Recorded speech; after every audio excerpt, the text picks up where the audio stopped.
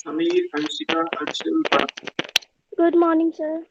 Good morning बेटा। फरहीन, हर्षिता, हिमांशी, कनिका, कुमार, प्रशिष्टि, प्रियम, नैनी, सबा, संध्या, श्लोक, विधि, हर्षवर्धन, भावना और बाकी लोग भी ज्वाइन करेंगे। अब हम स्टार्ट करते हैं chapter strategy for enhancement in food production. फिर उसके बाद केवल जेनेटिक्स बचेगा और ऑलमोस्ट बॉटनी इज कंप्लीट। जहाँ तक बात है strategy for enhancement in food production, जैसे पैराग्राफ, अगर आप इंट्रोडक्टरी पैराग्राफ एनसीईआरटी में देखें तो उसमें ये है चीजें कि ह्यूमन सिविलाइजेशन से अगर हम लेके आए, जब एग्रीकल्चर कभी 10,000 20,000 ईयर्स एगो स्टार्ट हुआ, सिविलाइजेशन हुआ, है ना। धीरे धीरे ह्यूमन का एग्जिस्टेंस आया, एग्रीकल्चर स्टार्ट हुआ, टूल्स बनना शुरू हुए। एक 90s की केस ऐसी आई, सीधे सीधे हम बात करें, जहाँ पे इंक्रीजिंग पॉपुलेशन के साथ फूड की डिमांड बढ़ती जा रही, और जो रिसोर्सेज थे लाइक एग्रीकल्चर करने के लिए जो आपके पास एरिया है वो तो लिमिटेड ही है। अभी हम यही मान लेते हैं कि एक पर्टिकुलर प्लॉट है जिसमें एग्रीकल्चर होना है। अब इम्पोर्टेंट ये कि पॉपुलेशन इंक्रीज हो रही है तो प्लॉट का साइज तो इंक्रीज नहीं हो रहा। 2 लोगों की जगह 10 लोग हो गए, लेकिन प्लॉट का साइज उतना है। अगर इसमें अर्बनाइजेशन या इंडस्ट्रियलाइजेशन को जोड़ दोगे तो ये प्लॉट और छोटा ही होगा, बिकॉज एग्रीकल्चर लैंड को ही लोगों ने यूज किया इंडस्ट्रियलाइजेशन की फैक्ट्री बनाने के लिए, या फिर कह लीजिए कि अर्बनाइजेशन में घर बिल्डिंग मॉल बनने। तो डे बाय डे एग्रीकल्चर की लैंड तो कम होती जा रही है, लेकिन इंक्रीजिंग पॉपुलेशन के साथ डिमांड बढ़ती जा रही है। तो फिर इस बात पे फोकस किया गया कि ऐसी कौन सी स्ट्रेटेजी हो सकती है जिससे लिमिटेड लैंड में आप किसी भी फूड का प्रोडक्शन इंक्रीज कर पाए, चाहे वो फूड डेड स्टॉक हो या लाइव स्टॉक हो। डेड स्टॉक लाइव स्टॉक का मतलब इस सेंस में है, डेड स्टॉक मीन्स ऐसे फूड पार्ट आइटम्स जिनको आप स्टोर करके रख सकते हो, लाइक ग्रेन्स हो गया, पल्सेस हो गई, कुछ वेजिटेबल ट्यूबर्स हो गए, लाइक दिस, है ना। अपने अनाजों को, दालों को या ऑयल सीड क्रॉप को आपने स्टोर करके रखा हुआ है, तो they are in dead form, so they are called dead stock. और एनिमल हस्बेंड्री जो ऑलरेडी आपने पढ़ा या पढ़ चुके होंगे, वो है लाइव स्टॉक, क्योंकि वहां पे कैटल्स हो गई या फिर जो है वो मतलब डेयरी इंडस्ट्री को आप ले लीजिए या पोल्ट्री को ले लीजिए, वहां पे लाइव एनिमल्स को अपने पास रखा आपने और उनसे मिलने वाले प्रोडक्ट्स को एज ए फूड आप कंज्यूम करते। तो डेड स्टॉक और लाइव स्टॉक की बात आ गई कि लिमिटेड लैंड में, लिमिटेड एरिया में इनमें फूड का प्रोडक्शन कैसे इंक्रीज किया जाए। तो उसमें एनिमल्स के लिए एनिमल्स में ब्रीडिंग को ट्राई किया गया, जो आप एनिमल हस्बेंड्री में पढ़ते हैं, रियरिंग एंड ब्रीडिंग, है ना। और प्लांट्स में अलग अलग तरीके हैं प्लांट्स को मॉडिफाई करने के, that will be plant breeding. तो हमें बेसिकली एनिमल हस्बेंड्री और प्लांट ब्रीडिंग इस चैप्टर में फोकस हेलो सर। कर। यस सर आवाज आ रही है मेरी? हाँ बिल्कुल क्लियर है। पायला सर जी। हम्म। सर मैं ये समीर चेक हाँ जी सर। बोलो। कुछ नहीं, एक बार थोड़ा सा रिपीट कर दो सर जो बताया था।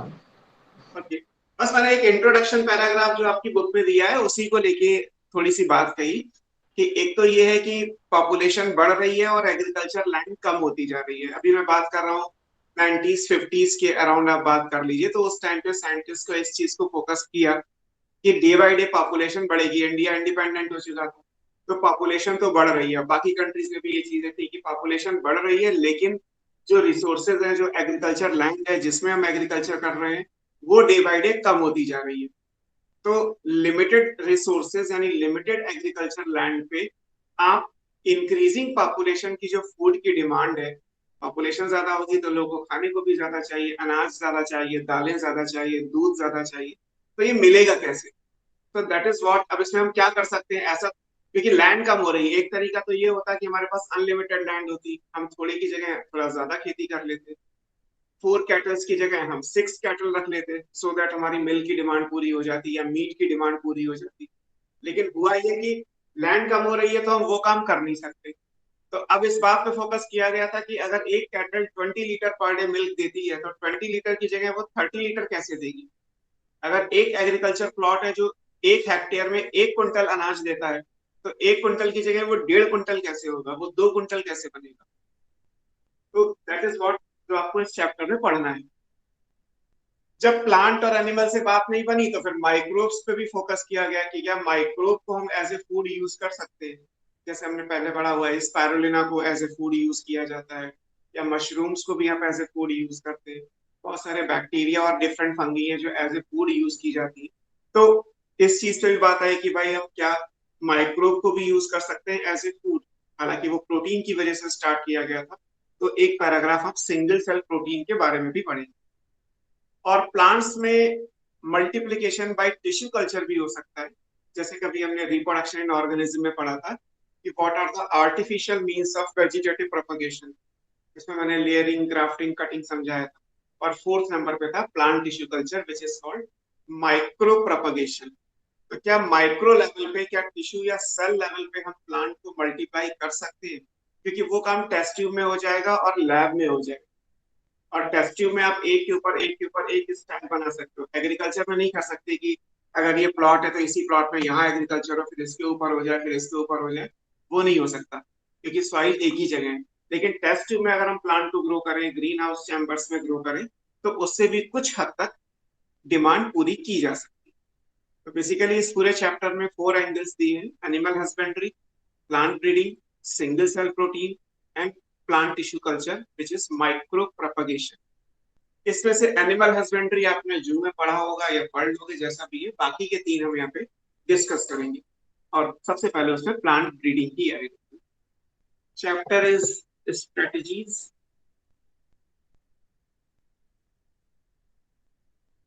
For enhancement in food production.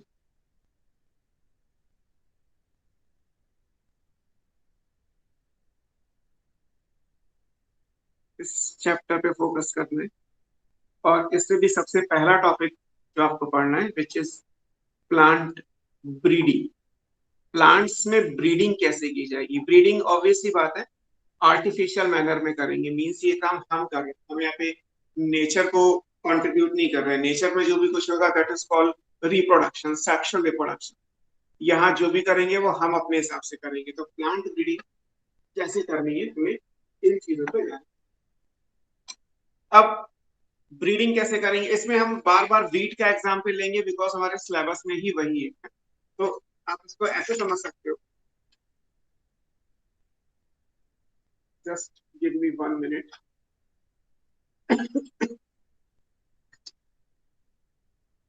Like एक लिमिटेड एरिया है, आप कोई भी एक प्लॉट इमेजिन कर लीजिए, और डिमांड सबकी अलग अलग होती है।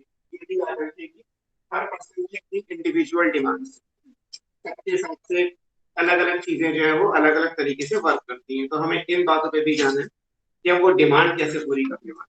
जैसे मैं आपको एक सिंपल एग्जांपल समझाता हूँ कि एक प्लॉट है, एक मेरे पास एग्रीकल्चर लैंड है ये, जिसमें मुझे वीट का प्रोडक्शन करना है। मैं यूजुअली वीट लगाता हूँ, तो मुझे वीट प्रोड्यूस कर। अब बीइंग ए फार्मर मैं इसमें क्या सोचता हूँ, ये मान लीजिए 1 हेक्टेयर लैंड है जिसमें मुझे 100 kg वीट मिलता है।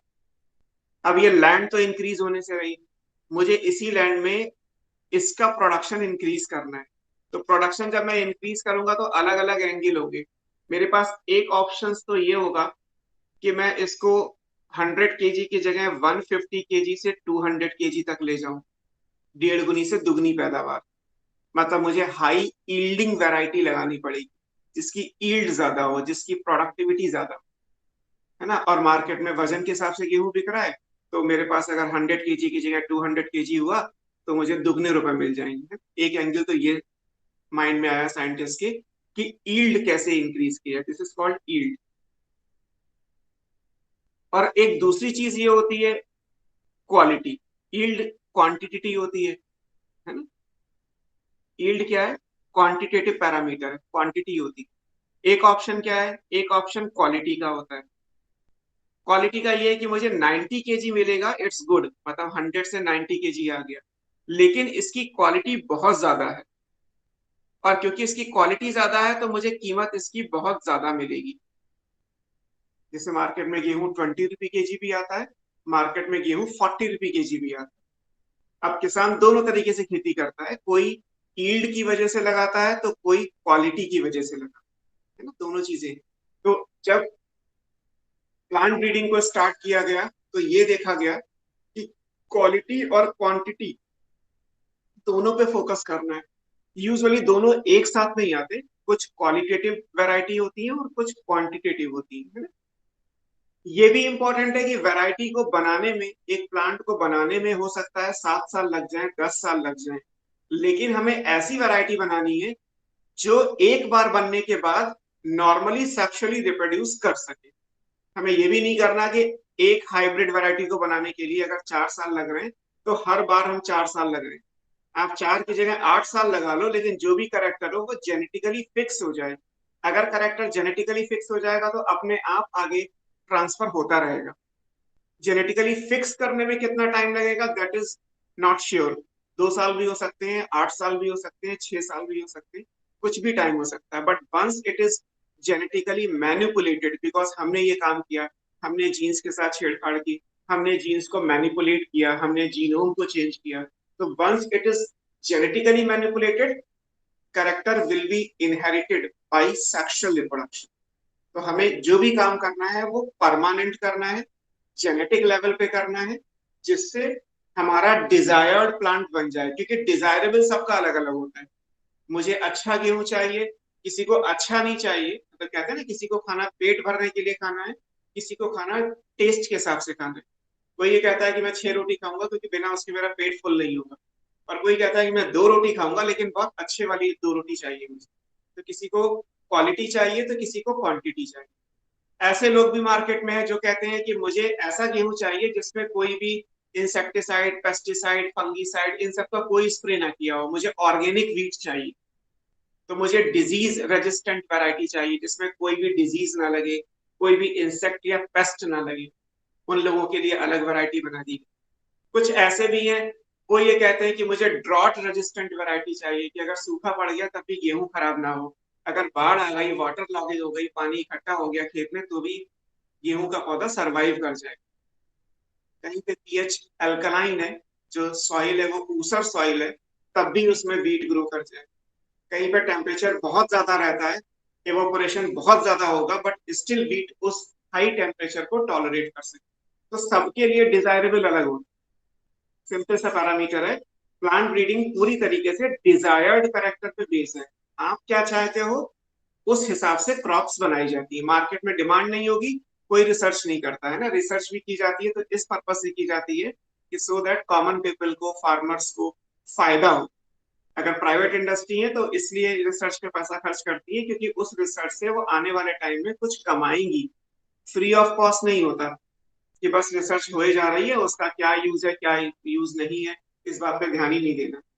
तो ये भी इंपॉर्टेंट है कि आप जेनेटिकली मैनिपुलेट करोगे ऐसी चीजों के लिए जो आपका डिजायरेबल करेक्टर बन जाए, जिसको आप बनाना चाहते हो, केवल वही गाना है। और फिर हम ये कैसे करेंगे, ये सब चीजें आपको इस टॉपिक में पढ़नी है। सबसे पहले डेफिनेशन की बात करें तो प्लांट ब्रीडिंग क्या है। So this is purposeful. बिना किसी बात के आप कोई काम नहीं करोगे, इसलिए ये वर्ड सबसे इंपॉर्टेंट। बिना पर्पस के काम नहीं किया जाएगा, पर्पसफुल होना चाहिए। जेनेटिक मैनिपुलेशन करना है, आपको जीन्स में परमानेंट चेंज करना होगा, जेनेटिक मैनिपुलेशन करना है ऑफ प्लांट स्पीशीज। अलग अलग प्लांट की अलग अलग स्पीशीज में ये काम किया जाएगा। So purposeful genetic manipulation of plant species. किस चीज के लिए? In order to produce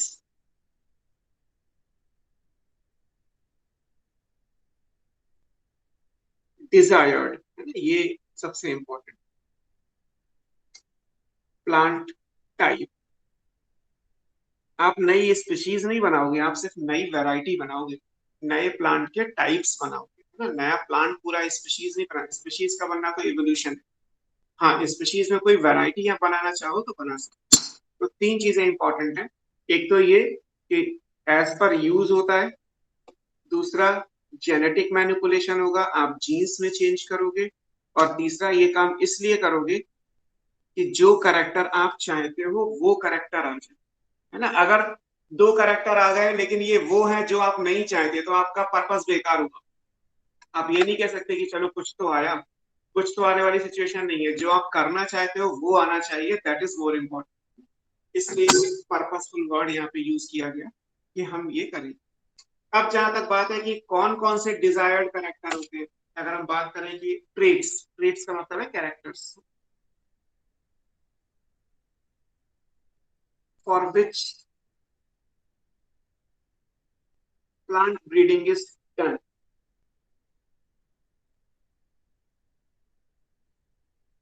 in characters के लिए आप प्लांट ब्रीडिंग करते हैं।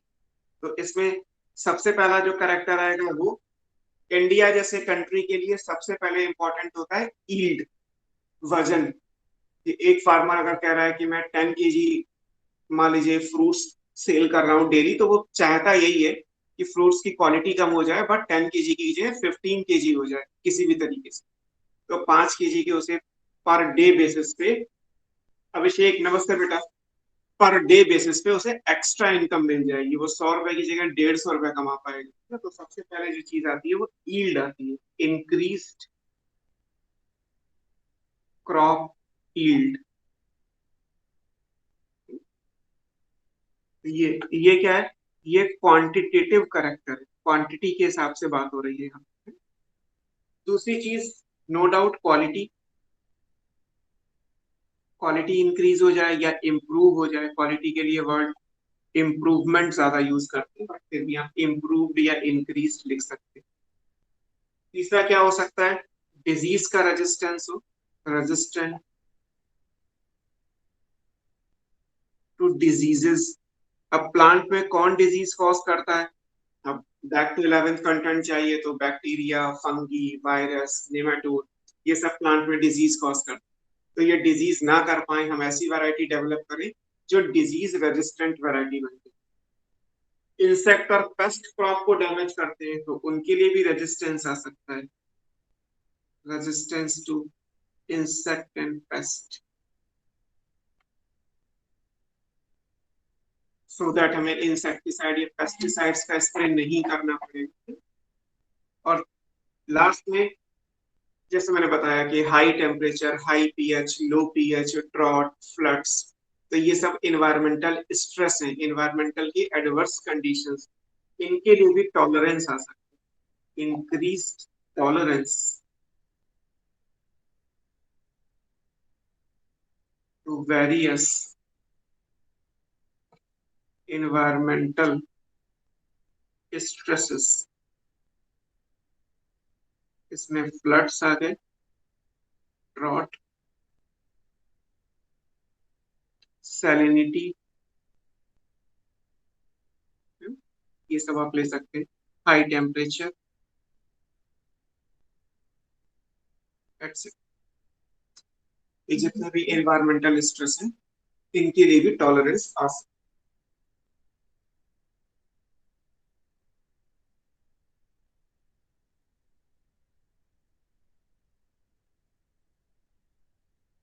अब अगर सिंपली कहा जाए कि प्लांट ब्रीडिंग कब से स्टार्ट हुआ होगा, अगर हम प्लांट ब्रीडिंग की हिस्ट्री में जाएं तो जब कभी भी प्लांट को डोमेस्टिकेट करना, प्लांट को डोमेस्टिकेट करने का मतलब है उन्हें कल्टीवेट करना। बेसिकली डोमेस्टिकेशन वर्ड आप एनिमल्स के लिए यूज करते हो कि एनिमल्स में डोमेस्टिकेशन हुआ, हमने कैटल्स को अपने पास रखना शुरू कर दिया, इसलिए वाइल्ड बफेलोस तो हैं बट वाइल्ड काउस नहीं है कोई, है ना। वाइल्ड गोट्स अब नहीं है ना। और डॉग्स की अगर बात करें तो वाइल्ड में डॉग्स नहीं मिलेंगे, डॉग्स अब आपको कल्टीवेटेड में मिलेंगे, ब्रीड करके बनाए गए डिफरेंट टाइप के, that is different thing. But जो प्योर डॉग है वो आपको अब कल्टीवेशन मीन्स डोमेस्टिकेशन में मिलेगा। सिर्फ वर्डिंग्स का चेंज है कि आप एनिमल्स के लिए डोमेस्टिकेशन वर्ड यूज करते हो, प्लांट के लिए कल्टीवेशन, खेती, एग्रीकल्चर आप उसे बोल सकते हैं, उगाना, कि आप पौधों को उगाते हो और जानवरों को पालते हो, इतना डिफरेंस आएगा बस। तो जो भी कल्टीवेशन प्लांट का एग्रीकल्चर में, एग्रीकल्चर अगर अगर आप सोशियोलॉजी के हिसाब से बात करोगे तो 10,000 से 20 साल, 20,000 साल पुराना है। तो जब कभी भी हमने वाइल्ड से निकाल के, जब कभी भी ह्यूमन को समझ आया होगा कि एक जंगली गेहूं का पौधा है, इसको निकाल के हम अपने तरीके से ग्रो करना शुरू कर। तो अगर केवल उसने वाइल्ड से निकाल के ह्यूमन कंडीशन में भी ग्रो किया, जिसको आप कल्टीवेशन ऑफ प्लांट बोलोगे, जहां से एग्जैक्टली एग्रीकल्चर स्टार्ट हुआ, तो that is also a kind of plant breeding. वो कहलाता है कन्वेंशनल प्लांट ब्रीडिंग। भाई एक जंगली पौधा था, अगर मान लीजिए वाइल्ड में लगा हुआ है, तो उसका मतलब ये होगा कि उसमें डिजीज होने के चांसेस भी उतने ही हैं, क्योंकि नेचर के हिसाब से फंगी भी उतना ही इम्पोर्टेंट है जितना प्लांट। नेचर के लिए तो दोनों ऑर्गेनिज्म है ना। अगर फंगी एक पैरासिटिक है तो वो प्लांट पे डिजीज कॉज करेगा ही। प्लांट को अगर बचना है तो उस फंगी के लिए रेजिस्टेंस डेवलप कर ले। तो नेचर के हिसाब से तो एवोल्यूशन होना है। नेचर के लिए दोनों चीजें इंपॉर्टेंट है। नेचर के लिए होमोसेपियंस भी उतना ही इंपॉर्टेंट है जितना फीमेल एनाफिज मॉस्किटो। अब ऐसा तो ना है कि अगर ह्यूमन मना कर देगा तो फीमेल एनाफिज मॉस्किटो ब्लड तक करना बंद कर देगा। दोनों ही इवॉल्व हो रहे हैं। अब कैसे कि कौन किसको काउंटर एक्ट करेगा, दैट इज डिफरेंट। तो ऐसे ही प्लांट के लिए भी है कि अगर सिर्फ वाइल्ड से निकाल के आपने उसे कल्टीवेट किया, आपने जंगल से निकाल के उसको जो है वो खेती के हिसाब से यूज करना शुरू किया, उसको प्रॉपर पानी दिया, उसे फर्टिलाइजर्स का वो दिया, उसकी देखभाल की, साफ सफाई की, उसे बचाया, तो वो भी एक तरीके का प्लांट ब्रीडिंग ही कहलाता है। That is called conventional plant breeding. परंपरागत तरीका जो कन्वेंशनल प्लांट ब्रीडिंग था वो ये है। अगर हम टाइप्स पे जाएं तो एक हमारे पास कन्वेंशनल प्लांट ब्रीडिंग,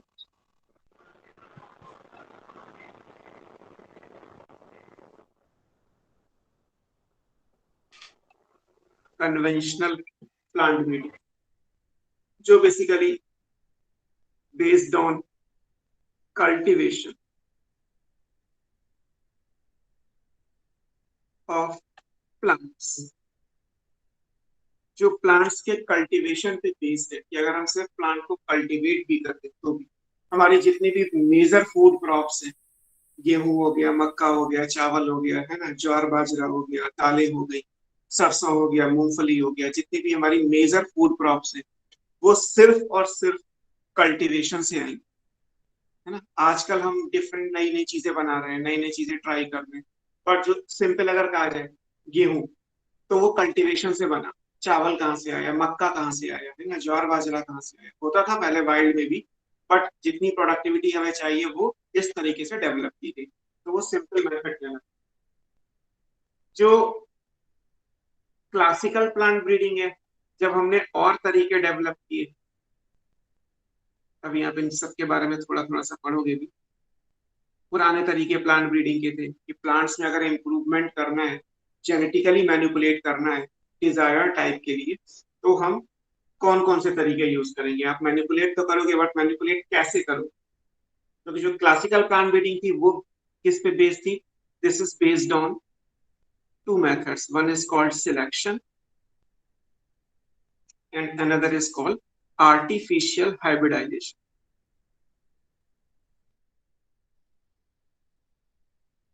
जैसे जेनेटिक्स पढ़ा तो नहीं है, बट जैसे मेंडल ने किया, आपने 10th में तो थोड़ा सा पढ़ा ही होगा या पहले से तो पढ़ा ही है 12th में। आर्टिफिशियल हाइब्रिडाइजेशन की हम हाइब्रिडाइज करेंगे दो प्लांट को, दो वेराइटीज को। तो सिलेक्शन और आर्टिफिशियल हाइब्रिडाइजेशन पुराने तरीके हैं, 90s अर्ली 90s के टाइम पे जो तरीके थे वो ये दोनों डेवलप किए गए। इनसे जो ब्रीडिंग की गई वो कहलाती है क्लासिकल प्लांट। फिर एक मॉडर्न वे आ गया, मॉडर्न प्लांट ब्रीडिंग। लेटेस्ट क्या है हमारे पास? लेटेस्ट मेथड जो है उनमें हमने म्यूटेशन को ट्राई किया, based on mutation and polyploidy. इन दोनों के बारे में जेनेटिक्स में थोड़ा सा दिया, बट कोई बात नहीं। Based on mutation and polyploidy, इन पे जो बेस्ड है। इवन जो बायोटेक्नोलॉजी में आप पढ़ते हैं, लाइक बीटी कॉटन आपने बनाया, बीटी टोमेटो, बीटी ब्रिंजल, तो that also comes under modern plant breeding. भाई वहां पे भी तो आपने जेनेटिकली मैनिपुलेट किया ना। वहां भी आपने कॉटन के प्लांट में बैसिलस thuringiensis का जीन ऐड किया, और जीन की प्रॉपर्टी होती है कि वो इनहेरिट हो गई, करेक्टर ट्रांसफर हो गई होगा, बीटी कॉटन से बीटी कॉटन वाले प्लांट बन ही जाएंगे। तो वहां भी हमने जेनेटिक मैनिपुलेशन किया, जो चाहते थे कि बॉल वॉर्म का रेजिस्टेंस आ जाए, वो आ गया, यानी डिजायर्ड प्लांट टाइप बन गया। और एक पर्पस भी हमने लेके था कि हमें बॉल वॉर्म के अगेंस्ट में कॉटन की वैरायटी बनानी। लेकिन एनसीईआरटी के हिसाब से, क्योंकि वो बायोटेक का पार्ट है, इसलिए वो यहाँ डिस्कस नहीं किया। अदरवाइज कहीं किसी ऑप्शन में दिया हो जेनेटिक इंजीनियरिंग, बायोटेक्नोलॉजिकल एप्लीकेशन में भी अगर आप प्लांट को जेनेटिकली मैनिपुलेट कर रहे हो तो that comes under modern plant breeding practices. Classical में ये दोनों आएंगी, मॉडर्न में दो तो ये है, एक आप बायोटेक वाला भी ले सकते हो, जेनेटिक इंजीनियरिंग भी ले सकते सर पेपर थोड़ा सा नीचे करना, हो। इस तरीके से, इस तरीके से थोड़ा सा और नीचे सर, बस।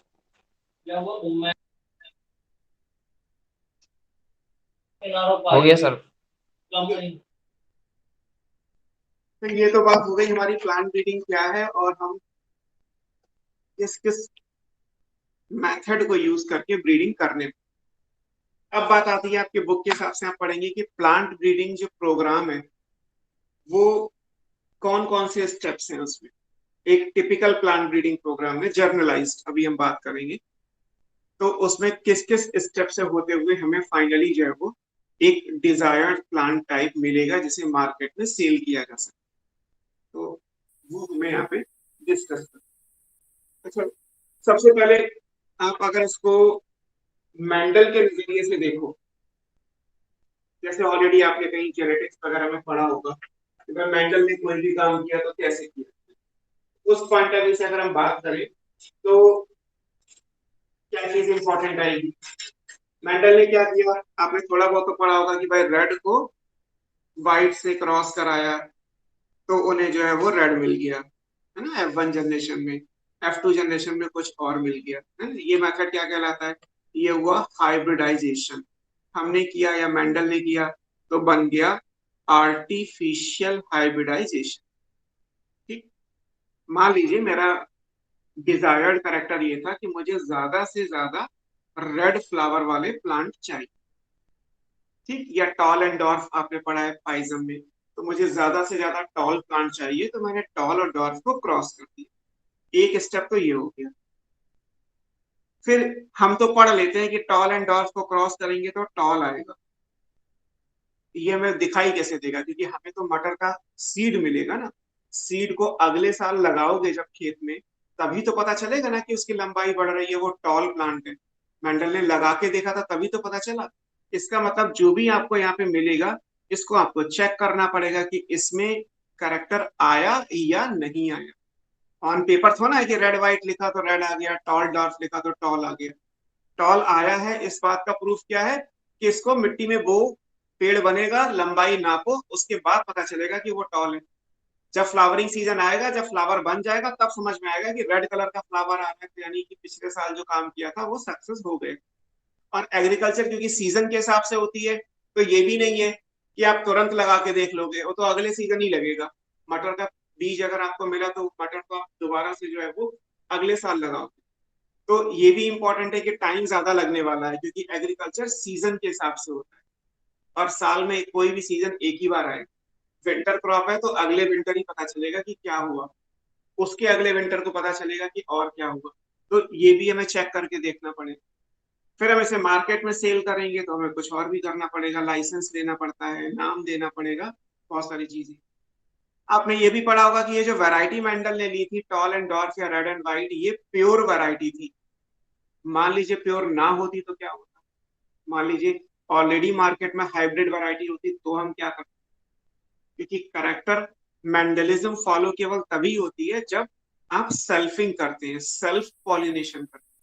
आपको कैसे पता, मेंडल को तो पता था कि जो पी का प्लांट है वो सेल्फ पॉलिनेटेड है। हमने भी sexual reproduction in flowering plant में पढ़ा कि पी का प्लांट क्लिस्टोगेमस फ्लावर वाला होता है, और अगर क्लिस्टोगेमी होगी तो 100% सेल्फ पॉलिनेशन। लेकिन जो प्लांट क्लिस्टोगेमस फ्लावर नहीं बनाते उनमें तो क्रॉस पॉलिनेशन भी हो सकता है। और अगर क्रॉस पॉलिनेशन होगा तो फिर ये रिजल्ट आएगा नहीं आएगा, that is also big question mark. तो इसका मतलब है ब्रीडिंग स्टार्ट करने से पहले आपको ये भी देखना होगा कि प्लांट कहीं ना कहीं से लेके आओगे, पहली चीज।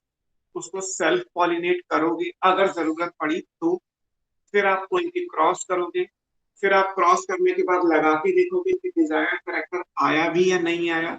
और फिर मार्केट में सेल करने से पहले जो गवर्नमेंट ऑफ इंडिया के नॉर्म्स होते हैं उनको फॉलो करके वो सब भी करना पड़ता है। तो बेसिकली यही 5 स्टेप्स आपकी बुक में दिए हैं कि एक प्लांट ब्रीडिंग प्रोग्राम में कौन कौन से मेजर स्टेप्स।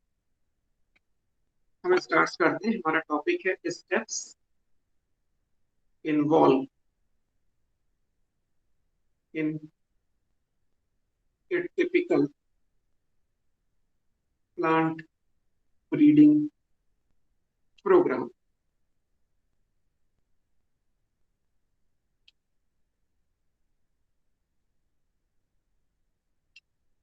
रिगार्डलेस कि हमारा डिजायर क्या है, अभी हम उसकी बात नहीं कर रहे, बस कौन कौन से स्टेप्स हैं। तो सबसे पहले जो स्टेप आता है उसको हम बोलते हैं कलेक्शन ऑफ वेरिएबिलिटी।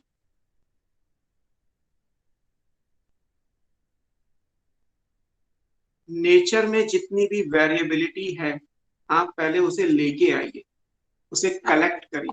इसको बोलते हैं जर्म प्लाज्म कलेक्शन। अब जैसे मेंडल को तो पता था कि एक प्लांट ऐसा है जो 100% सेल्फ पॉलिनेटेड है, तो वहां तो कोई डाउट है ही नहीं, वहां तो आप कोई भी पी का प्लांट लेके और अपना काम शुरू कर सकते हो। लेकिन आपने भी पढ़ा कि क्रॉस पॉलिनेशन नेचर में ज्यादा होता है, और अगर वैरायटी या प्लांट ऑलरेडी क्रॉस पॉलिनेटेड है, मतलब वो ऑलरेडी हाइब्रिड है, तो उसे आप पेरेंट कैसे बना सकते हो। पेरेंट तो आपने पढ़ा था ना कि पेरेंट जो होता है वो 100% प्योर होना चाहिए। तो इसका मतलब ये हुआ कि पहले हाइब्रिड से प्योर बनाओ और फिर प्योर से दोबारा हाइब्रिड बनाओ अपने हिसाब से, डिजायर्ड कैरेक्टर के अकॉर्डिंग। तो कलेक्शन ऑफ वेरिएबिलिटी का मतलब ये है कि जब आप पेरेंट किसी प्लांट को चूज करोगे जिनके बीच में आपको क्रॉस कराना है या जिनमें आपको चेंजेस लाने हैं, जिनको आपको जेनेटिकली मैनिपुलेट करना है, फर्स्ट ऑफ ऑल क्या करना पड़ेगा, उन प्लांट को लेके आओ। पहली चीज कहाँ से लेके आओगे और कैसे लाओगे। तो अब कहाँ से लेके आएंगे ये सबसे इंपॉर्टेंट है आज के हिसाब से। कैसे लाने के लिए तो कुछ नहीं है, अगर कंट्री से बाहर भी कोई सीड होगा तो कोरियर से मंगा लेंगे, पहले लोग लेने जाया करते थे। क्योंकि ये फिक्स है कि आपको जिस प्लांट पे काम करना है, जिस प्लांट पे रिसर्च करनी है, वो प्लांट आपको उसके सेंटर ऑफ ओरिजिन से लाना होता है, जहां से वो नेचुरली इवॉल्व हुआ। जैसे वीट की ही अगर बात करें तो वीट का सेंटर ऑफ ओरिजिन क्या है, बता सकता है कोई। वीट कहाँ का प्लांट है, सेंटर ऑफ ओरिजिन क्या है पूरे अर्थ में। वीट सबसे पहले इवोल्यूशन में कहाँ बना, सर मेक्सिको। मैक्सिको में, है ना, आपकी बुक में दिया है, ऐसे नहीं दिया कि मैक्सिको सेंटर ऑफ ओरिजिन है, बट फिर भी मैक्सिको वर्ड दिया हुआ है ना, आगे हम पढ़ेंगे भी ग्रीन रिवोल्यूशन वाले सेक्शन में। तो मैक्सिकन वीट वैरायटीज हैं जो मैक्सिको में होती है, और मैक्सिको में वीट का वाइल्ड कल्टीवार है वो प्लांट जहां से वीट में हमने कल्टीवेशन स्टार्ट किया, जो हमने पढ़ा था अभी कन्वेंशनल प्लांट ब्रीडिंग। तो अगर वीट पे काम करना है इंडिया में तो आपको वीट का ओरिजिनल सीड कहाँ से लेना पड़ेगा, मैक्सिको से लेना पड़ेगा। ऐसे राइस पे काम करना है तो फिलीपींस से आता है। बट अगर शुगर केन पे काम करना है तो कहीं नहीं जाना, बिकॉज शुगर केन का जो सेंटर ऑफ ओरिजिन है वो इंडिया है। हाँ, अगर कोई ऑस्ट्रेलिया में बैठ के शुगर केन पे रिसर्च कर रहा है तो उसे इंडिया से मंगाना पड़ेगा, क्योंकि ये एग्रीकल्चर के रूल है। एग्रीकल्चर अगर कोई पढ़ रहा होता तो एग्रीकल्चर में एक जियोग्राफर है वेविलोव, उन्होंने क्या किया है कि जितनी भी क्रॉप प्लांट है, जो भी हम खेती में पौधे यूज करते हैं, उनको 7 सेंटर ऑफ ओरिजिन में डिवाइड किया हुआ है। अब है ना, एवोल्यूशन के हिसाब से there are 7 center of origin. तो आलू कहाँ का है, मक्का कहाँ का है, गेहूं कहाँ का है, रबर का प्लांट कहाँ का है। तो ऐसे ये सब का दिया हुआ है कि अब जो जिसका सेंटर ऑफ ओरिजिन होगा, जहां वाइल्ड कल्टीवार मिलेगा प्रोबेबली, वहीं से लाना पड़ेगा। अगर बाई चांस वाइल्ड नहीं मिला, मान लो वाइल्ड था 15th सेंचुरी में, अब 15th सेंचुरी से 21st सेंचुरी तक नहीं बचा, 600 सालों में मर गया, तो क्या करोगे। तो फिर उसका नियर रिलेटिव जो है, जो क्लासिफिकेशन में उसके ठीक आसपास वाला पौधा हो, उसको आप लेके आओगे एज ए पेरेंट चूज करने के लिए। तो ये इंपॉर्टेंट है। और ये एक क्वेश्चन आया कि जैसे 5 ऑप्शन, 5 स्टेप है, कोई भी 4 मान लीजिए, उससे पूछा गया कि which of the following is the root of any plant breeding program. तो ऑब्वियस है, रूट का मतलब जहां से प्लांट ब्रीडिंग स्टार्ट हुई। So this one is the root of any breeding program. तो पहला पॉइंट तो आप यही याद रखिए, ये क्वेश्चन ऑलरेडी है, this is the root of any breeding program. Breeding program यहीं से स्टार्ट हो। सबसे पहले आपको वेरिएबिलिटी लेके आनी है। ठीक, क्यों लेके आ रहे हैं? क्योंकि नेचर में जो एग्जिस्टिंग वैरायटी है उसमें नेचुरल जीन्स होंगे, बिना छेड़खानी के, बिना किसी मॉडिफिकेशन के, बिना किसी मैनिपुलेशन। उन जीन्स में सब चीजें होंगी। वो जीन्स किसी फंगस के लिए भी रेजिस्टेंट होगा, किसी इंसेक्ट पेस्ट के लिए भी रेजिस्टेंट होगा, कोई ईल्ड के हिसाब से भी होगा, है ना। कहते हैं ना कि नेचर में ही तो डेवलप होता है। जैसे अभी आजकल बड़ा पॉपुलर हो गया कि इम्यून सिस्टम, इम्यूनिटी जिसकी ज्यादा है, एक तो ये है इंडिया में कि भाई जिसको ऊपर वाले ने बुलाया वो जाएगा ही जाएगा। मेरे भी बहुत सारे रिलेटिव कोविड में चले गए। अगर उस बात को हटा दो तो फिलहाल साइंस ये मानती है, या साइंस ने ये मान लिया कि भाई जिसका इम्यून सिस्टम अच्छा है वो कोविड हो जाएगा, that is different thing, but वो लड़के वापस आए। तो इट्स ऑल अबाउट, अब हो क्या गया है, हम सोचते हैं कि विटामिन सी आज लेना शुरू करेंगे तो इम्यून सिस्टम डेवलप हो जाएगा। ऐसा नहीं होता। इम्यून सिस्टम बाय बर्थ, जैसे आपने पढ़ा होगा इम्यूनिटी, अगर ह्यूमन हेल्थ एंड डिजीज नहीं तो आगे पढ़ लोगे, इम्यूनिटी आपकी बाय बर्थ, इवन जब हम फीटस स्टेट में होते हैं मदर के अंदर, तब से आना शुरू हो जाए। तो जो चीज है वो आपकी नेचर में आती है। अगर मान लीजिए कोई बेबी बॉर्न हुआ और उसको बहुत ही हाइजीनिक कंडीशन में रख दिया तो उसकी इम्यूनिटी बहुत वीक हो जाएगी। बहुत सिंपल लैंग्वेज में कहा जाए कि अगर कोई बचपन से लेके आज तक आरओ का पानी पी रहा है फॉर एग्जाम्पल, तो उसे पता ही नहीं चलेगा कि वाटर के साथ कौन से कंटामिनेंट्स बॉडी में आते हैं। हमारी बॉडी को कभी पता ही नहीं चला, और जब पता ही नहीं चला तो उसके अगेंस्ट में जो एंटीबॉडी बननी चाहिए वो कभी बनी नहीं। 15 साल के बाद उसने एक बार पानी कहीं बाहर सड़क के किनारे प्यास लगी और पी लिया, पता चला डायरिया हो गया, क्योंकि बॉडी कभी एक्वायर ही नहीं हुई उन चीजों के लिए, उस कंटामिनेटेड वाटर के लिए।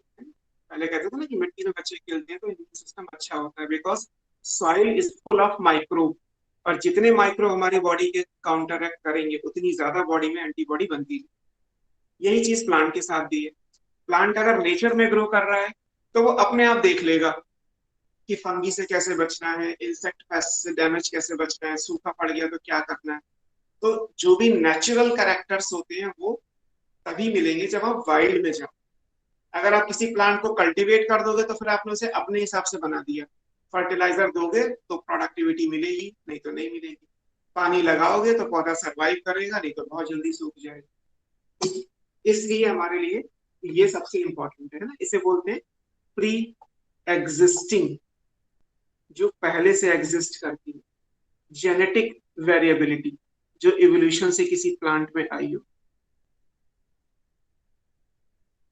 इज अवेलेबल, ये ऑलरेडी प्रेजेंट है। कहाँ?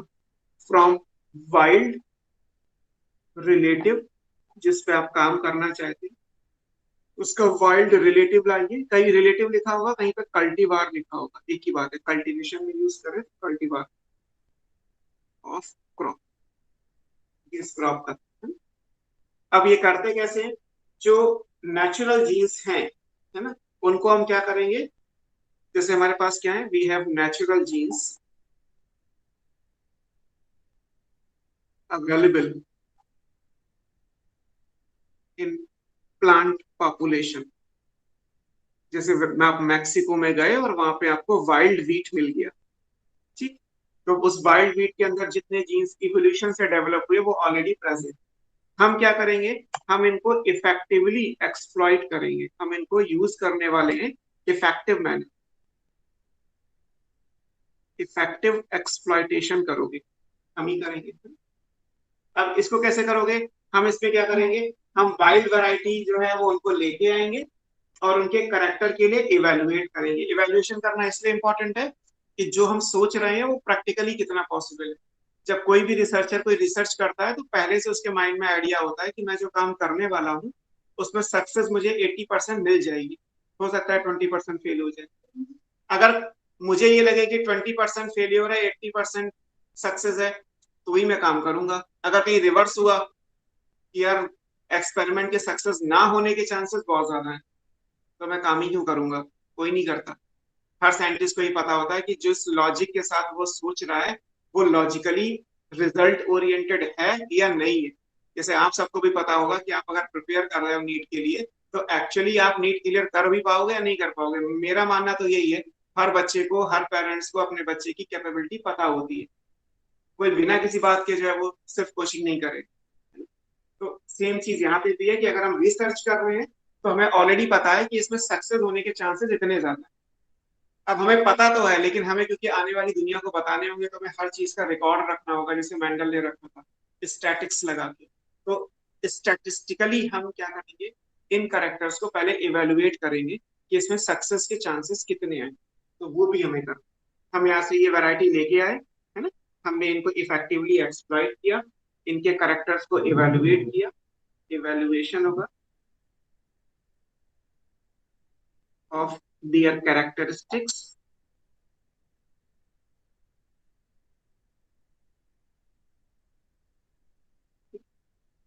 और फिर आप इसको आगे यूज करने पाए, है ना।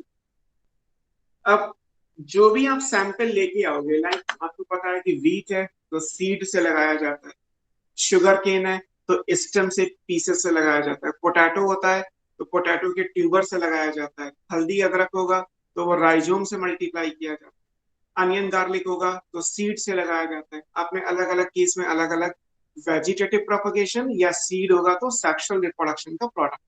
तो आपको ऑलरेडी पता है प्लांट ब्रीडिंग के लिए या एग्रीकल्चर के लिए सीड का मतलब सिर्फ फर्टिलाइज्ड ओव्यूल नहीं होता, जो आपने सेक्सुअल रिप्रोडक्शन से पढ़ा। प्लांट ब्रीडिंग या एग्रीकल्चर में सीड का मतलब है हर वो चीज जिससे आप एक नया प्लांट बना सकते हो। मींस आपको वेजिटेटिव प्रोपगेशन भी इंक्लूड करना है। अगर कभी सुना हो कि पोटैटो के सीड लेके आने, अब आप कहेंगे आलू का सीड कहाँ से आए, तो आलू के सीड का मतलब है आलू ही लेके आना। ऐसा आलू लाना है जिसको काट आप जमीन में लगाओगे और उससे नए आलू के प्लांट्स बन जाएंगे। या शुगर केन का सीड लेके आए, तो शुगर केन के सीड का मतलब है शुगर केन के छोटे छोटे टुकड़े आते हैं गन्ने के, जिसमें एक दो गांठें होती हैं, उनको मिट्टी में डाल देते हैं, पानी दोगे अपने आप केन की क्रॉप तैयार हो जाए। तो सीड का मतलब एनी प्लांट पार्ट जिससे आप एक नया प्लांट बना सकते हो। अब इसमें करना क्या है कि हमें ये सारी चीजें लानी है, ये ध्यान में रख के कि जो करेक्टर जो हम सोच रहे हैं, जो हम काम करने वाले हैं, उस करेक्टर के हिसाब से इसमें वो चीजें हैं भी या नहीं है। इसको बोलते हैं जर्म प्लाज्म। जर्म प्लाज्म का मतलब है जहां से आप एक नई क्रॉप स्टार्ट करते हो और कलेक्ट कर रहे हो, तो ये क्या रहेगा, germ plasm collection. Germ plasm का मतलब हो गया एंटायर कलेक्शन, कलेक्शन तो कलेक्ट करने के लिए है, ऑफ प्लांट हो, सीड्स हो, वेजिटेटिव प्रोपेग्यूल हो, जो भी आपको लगता है जिससे एक नया प्लांट बना सके, जिसमें having all the diverse genes, जिसमें सारे जीन्स अवेलेबल है, और हर जीन की दो एलील्स होती है, आपने अगर पहले से पढ़ा रखा है तो, इन द क्रॉप जितनी भी जीन्स या उनके जो एलील्स होते हैं वो प्रेजेंट हो। अब जो पोटैटो का ट्यूबर हो, हल्दी अदरक का राइजोम हो, ग्रासेस में रनर होता है, आपने डिफरेंस पड़े हुए हैं, ब्रायोफिलम की लीफ होती है, डहेलिया की रूट होती है, या मोस्ट ऑफ द केस में प्लांट के सीड भी होते हैं। तो इन सबको कलेक्ट करना जर्म प्लाज्म कलेक्शन। क्लियर। तो ये पहला स्टेप हुआ कि सबसे पहला हमें क्या करना, हम जिन प्लांट्स को लेके रिसर्च करने वाले हैं, ब्रीडिंग प्रोग्राम करने वाले हैं, उनको उनके सेंटर ऑफ ओरिजिन से लाया जाए, उसको बोलते हैं जर्म प्लाज्म कलेक्शन। ये कंट्री के अंदर भी हो सकता है, कंट्री से बाहर भी हो सकता है। मान लीजिए जैसे मैंने कहा कि इंडिया में काम हो रहा है, तो अगर वीट है तो कंट्री से बाहर हो गया, पोटैटो है, शुगर केन है तो कंट्री के अंदर, क्योंकि सेंटर ऑफ ओरिजिन इंडिया का है तो इंडिया से कोई भी ले लो, अगर बाहर का है तो नो डाउट बाहर से। अब मान लीजिए आप ले आए, लाने के बाद क्या करते हो, हम भी मार्केट से सीड खरीद लाते हैं, लगाने से पहले उनकी एक बार स्क्रीनिंग करते हैं, उन्हें देखते हैं कि कोई भी सीड खराब तो नहीं है, साफ सफाई करते हैं, कूड़ा मिट्टी ये सब चीजें तो नहीं है। ऑलरेडी सीड बहुत क्लीन होके आते हैं, बट फिर भी क्या करते हैं, एक बार स्क्रीनिंग जरूर कर लेते हैं कि कोई भी सीड बेकार ना हो, है ना। तो वो भी किया जाता है। और ये भी ध्यान रखना है कि सीड अगर सेल्फ पॉलिनेटेड है तब तो कोई इश्यू नहीं है, अगर वो सेल्फ पॉलिनेटेड नहीं है तो आपको सेल्फ पॉलिनेट बनाना पड़ेगा। क्योंकि जब भी आप कोई क्रॉप में कोई चेंज करोगे, कोई हाइब्रिडाइजेशन या सिलेक्शन, म्यूटेशन, पॉलीप्लॉइडी, आप कोई भी ऐसा काम करोगे तो आपको क्रॉप को जेनेटिकली प्योर करना पड़ेगा। जैसे कहते हैं ना कि 100% करेक्टर अगर पेरेंट में होगा तभी तो आप ये बोल पाओगे ना कि 50% मेल का और 50% फीमेल का हाइब्रिड यानी F1 जनरेशन में गया, है ना। जैसे हम सब हाइब्रिड्स हैं, तो मुझे पता है कि मेरे पास 23 क्रोमोसोम मेरी मदर से आए और 23 क्रोमोसोम मेरे फादर से। वो इसीलिए आए ना क्योंकि हम मियोसिस के हिसाब से 50-50% गैमीट्स में कैरेक्टर जाते हैं, वो जानते हैं। अब यही चीज, अब ह्यूमन तो सारे डिप्लॉयड ही होते हैं, प्लांट में इमेजिन करो, प्लांट में तो आपको पता ही नहीं है कि जो पेरेंट आप ले रहे हो वो 100% है भी या नहीं है। हो सकता है वो पेरेंट खुद अपने आप में हाइब्रिड हो। तो जब आपको पेरेंट का ही नहीं कैलकुलेशन पता, तो आप आने वाले F1 हाइब्रिड में क्या जाएगा और कितना जाएगा कैसे पता। और आगे स्टैट्स लगानी है तो आपको डेटा तो चाहिए ही चाहिए। सो दैट्स वाई अगर सेल्फ पॉलिनेटेड है तो वेरी गुड, कुछ नहीं करना। बट अगर क्रॉस पॉलिनेटेड है तो एक काम और बढ़ जाएगा, उसको आपको सेल्फ पॉलिनेट पहले बनाना पड़ेगा, क्योंकि आगे जो भी होने वाला है वो 100% प्योर प्लांट से ही हो सकता है। सेकंड स्टेप क्या आएगा? सेकंड स्टेप कहलाता है इवेल्युएशन करना और पेरेंट को चूज करना। Second is evaluation, means screening, है ना, and selection of parent. Parent choose करो।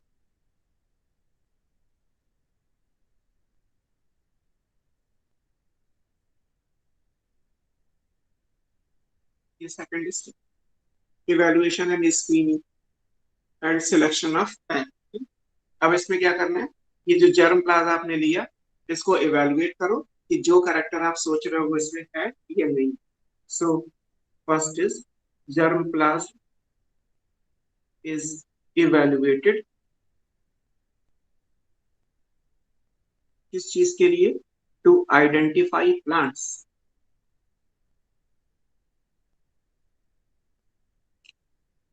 With desired character. ये सबसे इंपॉर्टेंट चीज है प्लांट ब्रीडिंग में, डिजायर्ड, क्योंकि जो होता है वो नीड के हिसाब से, तो डिजायरेबल करेक्टर या डिजायर्ड करेक्टर होना सबसे इंपॉर्टेंट।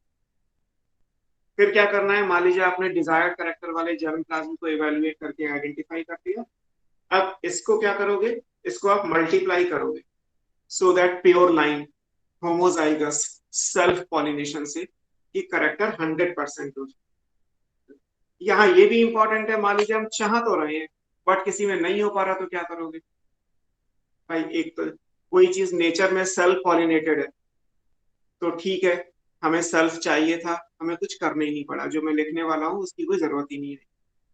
दूसरी बात, नेचर में क्रॉस पॉलिनेटेड है लेकिन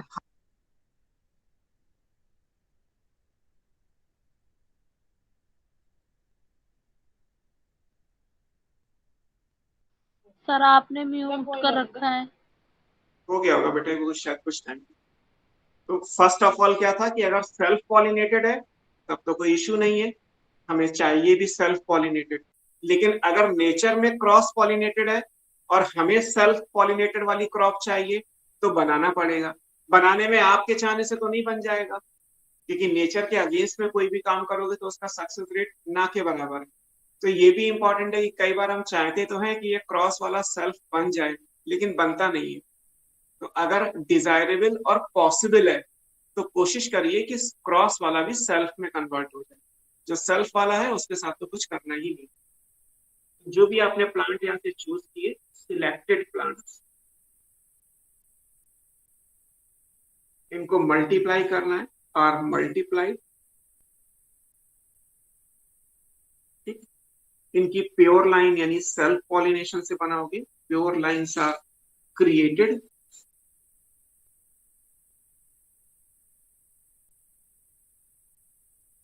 wherever desirable and possible, दोनों बातें, जहां पे आप चाहते हैं यानी डिजायरेबल और जहां पे ये पॉसिबल है।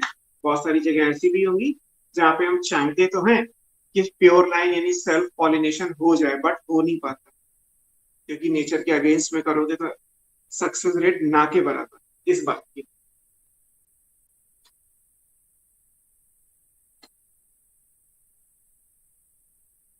ठीक है, तो ये दो स्टेप वो हैं कि आप जर्म प्लाज्म को कलेक्ट करके लाए सेंटर ऑफ ओरिजिन से। दूसरे स्टेप पे आपने स्क्रीनिंग कर ली, सेल्फ पॉलिनेशन से मल्टीप्लाई कर लिया, प्योर लाइन बना लिए। अगर बन गए और अगर जरूरत है तो, नहीं बन पाए, जरूरत है कुछ नहीं कर सकते। सर एवेल्युएशन का सेकंड पॉइंट एक बार रिपीट कर देना। सेकंड ये था कि सिलेक्टेड प्लांट्स आर मल्टीप्लाई, जो आपने यहाँ से लिए इनको मल्टीप्लाई कर लो। मल्टीप्लाई करने में ये ध्यान रखना है कि प्योर लाइन कहलाते हैं सेल्फ पॉलिनेटेड क्रॉप की प्रोजेनी।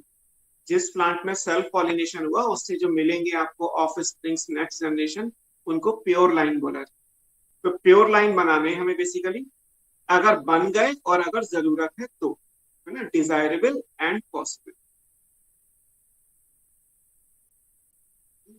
इस बात को आप ऐसे समझ सकते हो कि मान लीजिए कल को मैं ये कहूं कि आपको जितनी भी बायो आती है वो मेरी वजह से आती है, तो इस बात का स्टैटिकली प्रूफ इस बात को कैसे किया जाए कि आपको आज तक जितनी भी बायो पता है वो सिर्फ मेरी वजह से।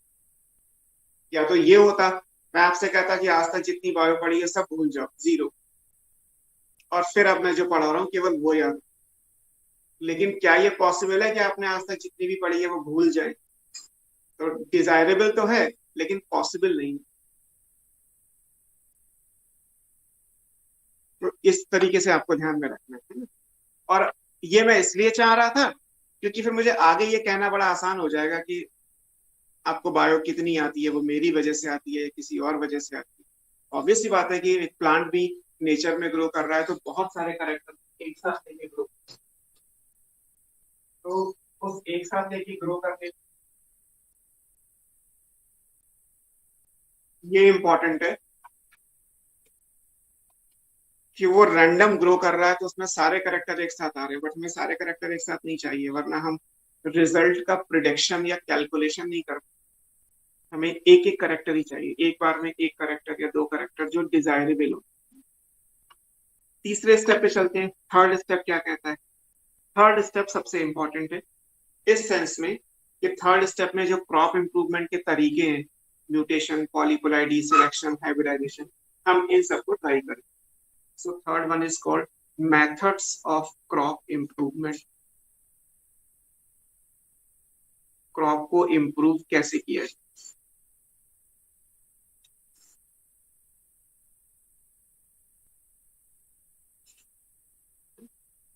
और जैसे अगर क्लासिकल और मॉडर्न आप दोनों चीजें मिला लो तो आपने पढ़े कि अलग अलग मेथड है हमारे पास। पहला मेथड हमारे पास क्या है? सिलेक्शन।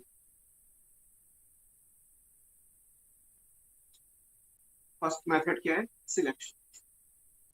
जो लिखने वाला हूँ वो क्वेश्चन ऑलरेडी नीट का है, AIPMT था उस टाइम पे। सबसे सिंपल मेथड और सबसे पुराना मेथड यही है। This is oldest and simplest method of crop improvement.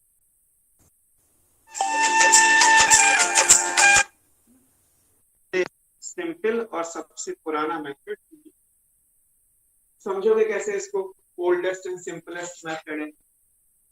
इसको इस तरीके से कुछ नहीं करना है इसमें। जैसे एक प्लॉट है हमारे पास, इस प्लॉट में बीट लगा दिया मान लीजिए हमने।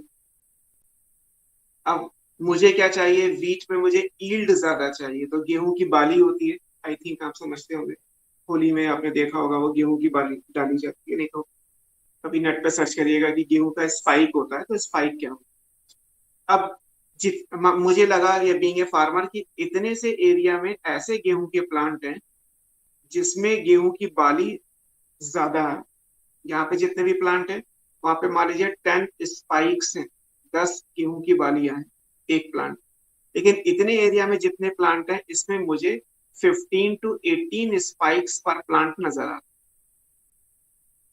अब मैं क्या करूंगा? बीइंग ए फार्मर, मेरी क्रॉप मैच्योर हो जाएगी, मैं पूरे खेत को हार्वेस्ट कर दूंगा, सिर्फ इस एरिया को छोड़।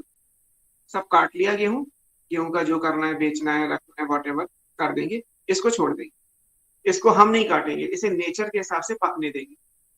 गेहूं मार्च अप्रैल में हार्वेस्ट किया जाता है, जैसे जैसे गर्मियां बढ़ेंगी पौधा सूख जाएगा और ये गेहूं के जो सीड्स हैं वो अपने आप जमीन में गिर जाएंगे। इन सीड्स को कलेक्ट कर लिया।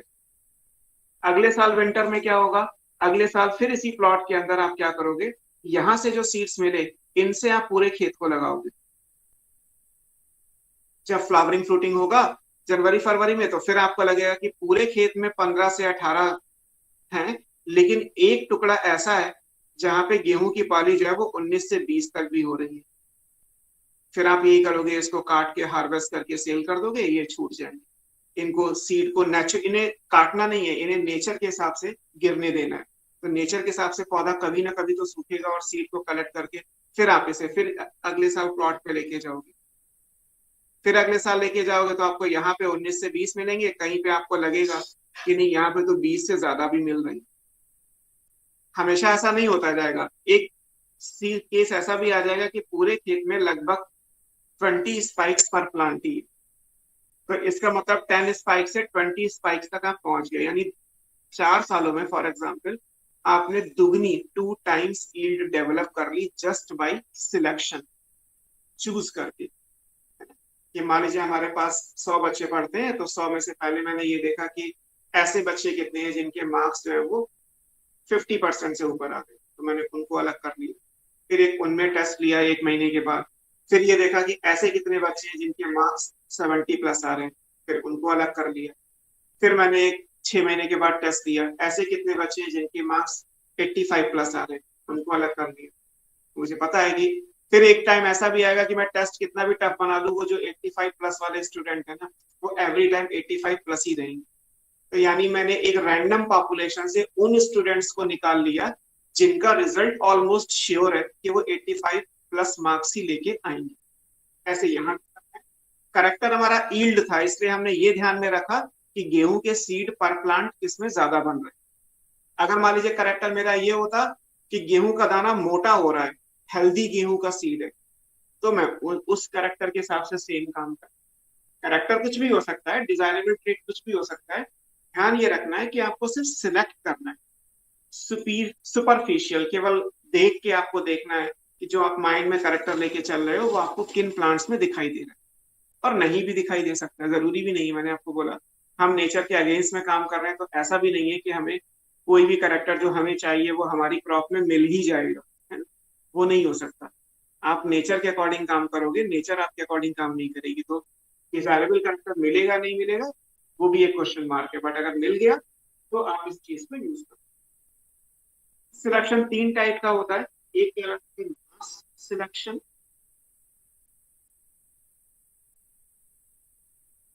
तीन टाइप की क्रॉप होती है, तो तीनों के लिए अलग अलग है, इनकी डिटेल में नहीं जाना। मास सिलेक्शन होता है क्रॉस पॉलिनेटेड क्रॉप्स के लिए, फॉर क्रॉस पॉलिनेटेड क्रॉप्स। दूसरा होता है इनब्रीड, इनब्रीडिंग सेल्फ पॉलिनेशन को करते हैं, या प्योर लाइन सिलेक्शन।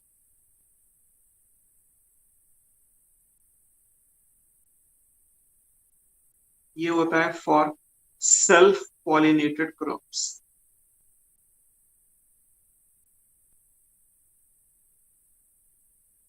ये भी याद रखिएगा कि हजारों की फॉर्म में वैरायटीज हैं एक एक करेक्टर की, तो जितनी मैं आपको एग्जाम्पल दे रहा हूं बस उतने ही याद करिए। एनसीईआरटी से बाहर 1 या 2 एग्जाम्पल जाएंगे, वो मैंने इसलिए दिए कि पुराने क्वेश्चंस में कभी थे, जिनके एग्जाम्पल्स मैं नहीं लिख रहा उनके एग्जाम्पल आपको पढ़ने भी, सिंपल सी बात।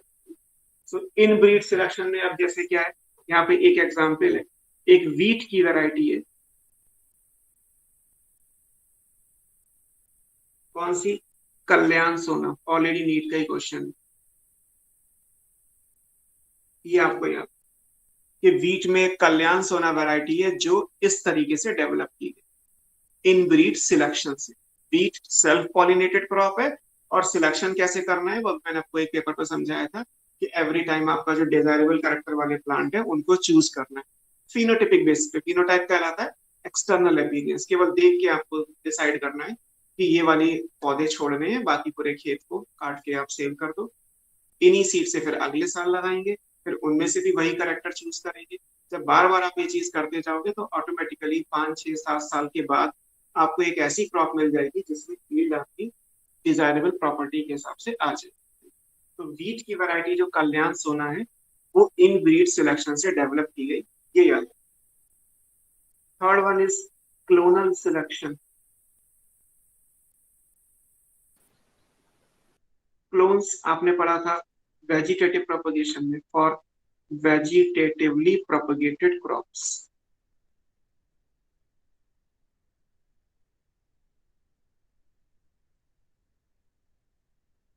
वेजिटेटिवली प्रोपगेटेड क्रॉप्स में सिलेक्शन कैसे करोगे? क्लोन्स तो सब एक ही जैसे होते हैं, बता सकता है कोई?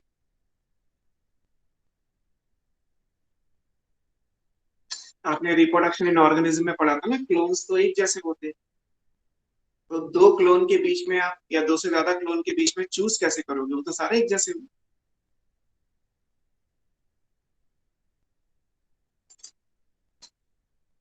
किसी को आइडिया नहीं? क्लोन्स को चूज करना होता है एक प्लांट में नहीं, दो या दो से ज्यादा प्लांट के बीच में, है ना। इन बिटवीन क्लोन्स चूज करने हैं, विद इन क्लोन नहीं जाना। मतलब एक पोटैटो के ट्यूबर को काट के अगर 4 प्लांट बनाए गए तो चारों एक जैसे होंगे, इन चारों में आपको चूज नहीं करना है। आप अलग अलग पोटैटो लेके उनके क्लोन्स बनाओ और उनको आपस में चूज करोगे कि कौन सा पोटैटो अच्छा है। पोटैटो वेजिटेटिवली प्रोपगेटेड क्रॉप्स है, दैट्स व्हाई वो एग्जांपल। एग्जांपल में क्या है? पोटैटो की वैरायटी है, ये भी क्वेश्चन एग्जाम पे, हालांकि बुक में नहीं है। कुफरी सफेद, ये वैरायटी का नाम सुना है? कुफरी कहीं कोई जानता है कुफरी कहाँ पे है? हम्म? यस जैसे सर, शिमला। शिमला से आगे, शिमला डिस्ट्रिक्ट लगेगा। Central potato research institute, Kufri district Shimla. Shimla से अप्रोक्सीमेटली 21 किलोमीटर ऊपर एक हिल स्टेशन है कुफरी। और जो पोटैटो ये ब्रिटिशर्स ने डेवलप किया था, क्योंकि पोटैटो इंडियन ओरिजिन का, पता Asia centre of origin potato का एशिया है, तो उन्होंने कुफरी में जो है वो एक रिसर्च इंस्टीट्यूट बनाया कि पोटैटो पे ब्रीडिंग कर सके, पोटैटो डेवलप कर सके। आज की डेट में पोटैटो के अलावा जो नियर बाई उसी फैमिली के जो मेंबर्स हैं उन सब पे भी यहाँ पे रिसर्च होती है ना। जो शिमला मिर्च है, कैप्सिकम फ्रूटिसेंस, वो यहीं से डेवलप की गई है ना। शिमला मिर्च शिमला से सर बनी, सो कुफरी दैट्स का व्हाई क्या लिखा है? कुफरी के आगे शिमला लिखा है, SHIM। नो सर, अब ऊपर। ये ऊपर कुफरी सफेद लिखा है, SAFED, क्योंकि वैरायटी को इसी नाम से रखा, वाइट नहीं है, सफेद ही लिखा गया रजिस्टर्ड। कुफरी सफेद। इसके भी यूज है। मार्केट में एक ऐसा आलू भी आता है जो केवल चिप्स इंडस्ट्री में यूज होता है। आपके घरों में जो आलू आते हैं ना, उससे लेज नहीं बनते। लेज बनाने के लिए आपको पोटैटो एग्जैक्टली ऐसा, ऑलमोस्ट एक definite shape and size, so that जब चिप्स कटे तो ऑलमोस्ट आइडेंटिकल साइज के हो। अगर 50 रुपीज वाला लेस का पैकेट लोगे तो चिप्स का साइज बिल्कुल बराबर हो। ट्राई कर सकते हो। 5 रुपए वाला लोगे तो ये मिलेगा नीचे का टूटा फूटा सा, है ना। सो 5 रुपीज वाला लेस नहीं, 50 रुपीज वाला लीजिए। और पोटैटो नियरली ट्रांसपेरेंट होता है, इसलिए उस आलू को छीलना नहीं पड़ता, उसको सिर्फ आप स्लाइसेस कट की और इंडस्ट्री में चला गया। तो एक डिमांड थी, एक डिजायरेबल कैरेक्टर था कि एक ऑलमोस्ट सेम साइज का बड़ा सा आलू चाहिए जिसका छिलका ना के बराबर हो, सो दैट वॉश करके डायरेक्टली इंडस्ट्री में प्रोसेसिंग में चला जाए। तो एक वैरायटी ही डेवलप कर दी गई इसी बात की। so, ये सिलेक्शन में आपको 2 एग्जाम्पल याद रखने हैं, कल्याण सोना और कुफरी सफेद। वीट पोटैटो कौन कौन से मेथड से बने, वो चीज।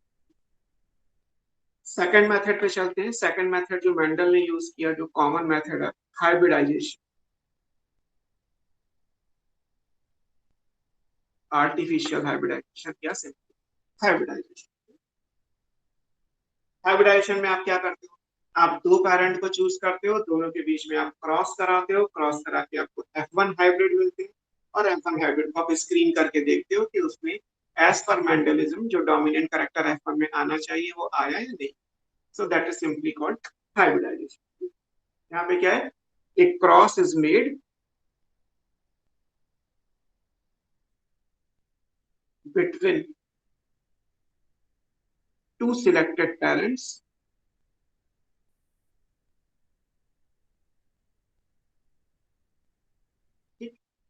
किस काम के लिए, to produce hybrids of genetically combined या जेनेटिकली कंबाइंड डिजायर्ड कैरेक्टर्स। जो कैरेक्टर आप चाहते हो वो कंबाइन होके दोनों पेरेंट्स के ऑफ बोथ द पेरेंट्स।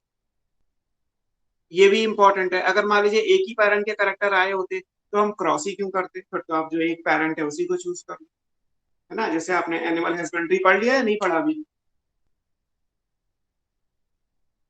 इससे पहले एनिमल हस्बेंड्री पढ़ लिया सर।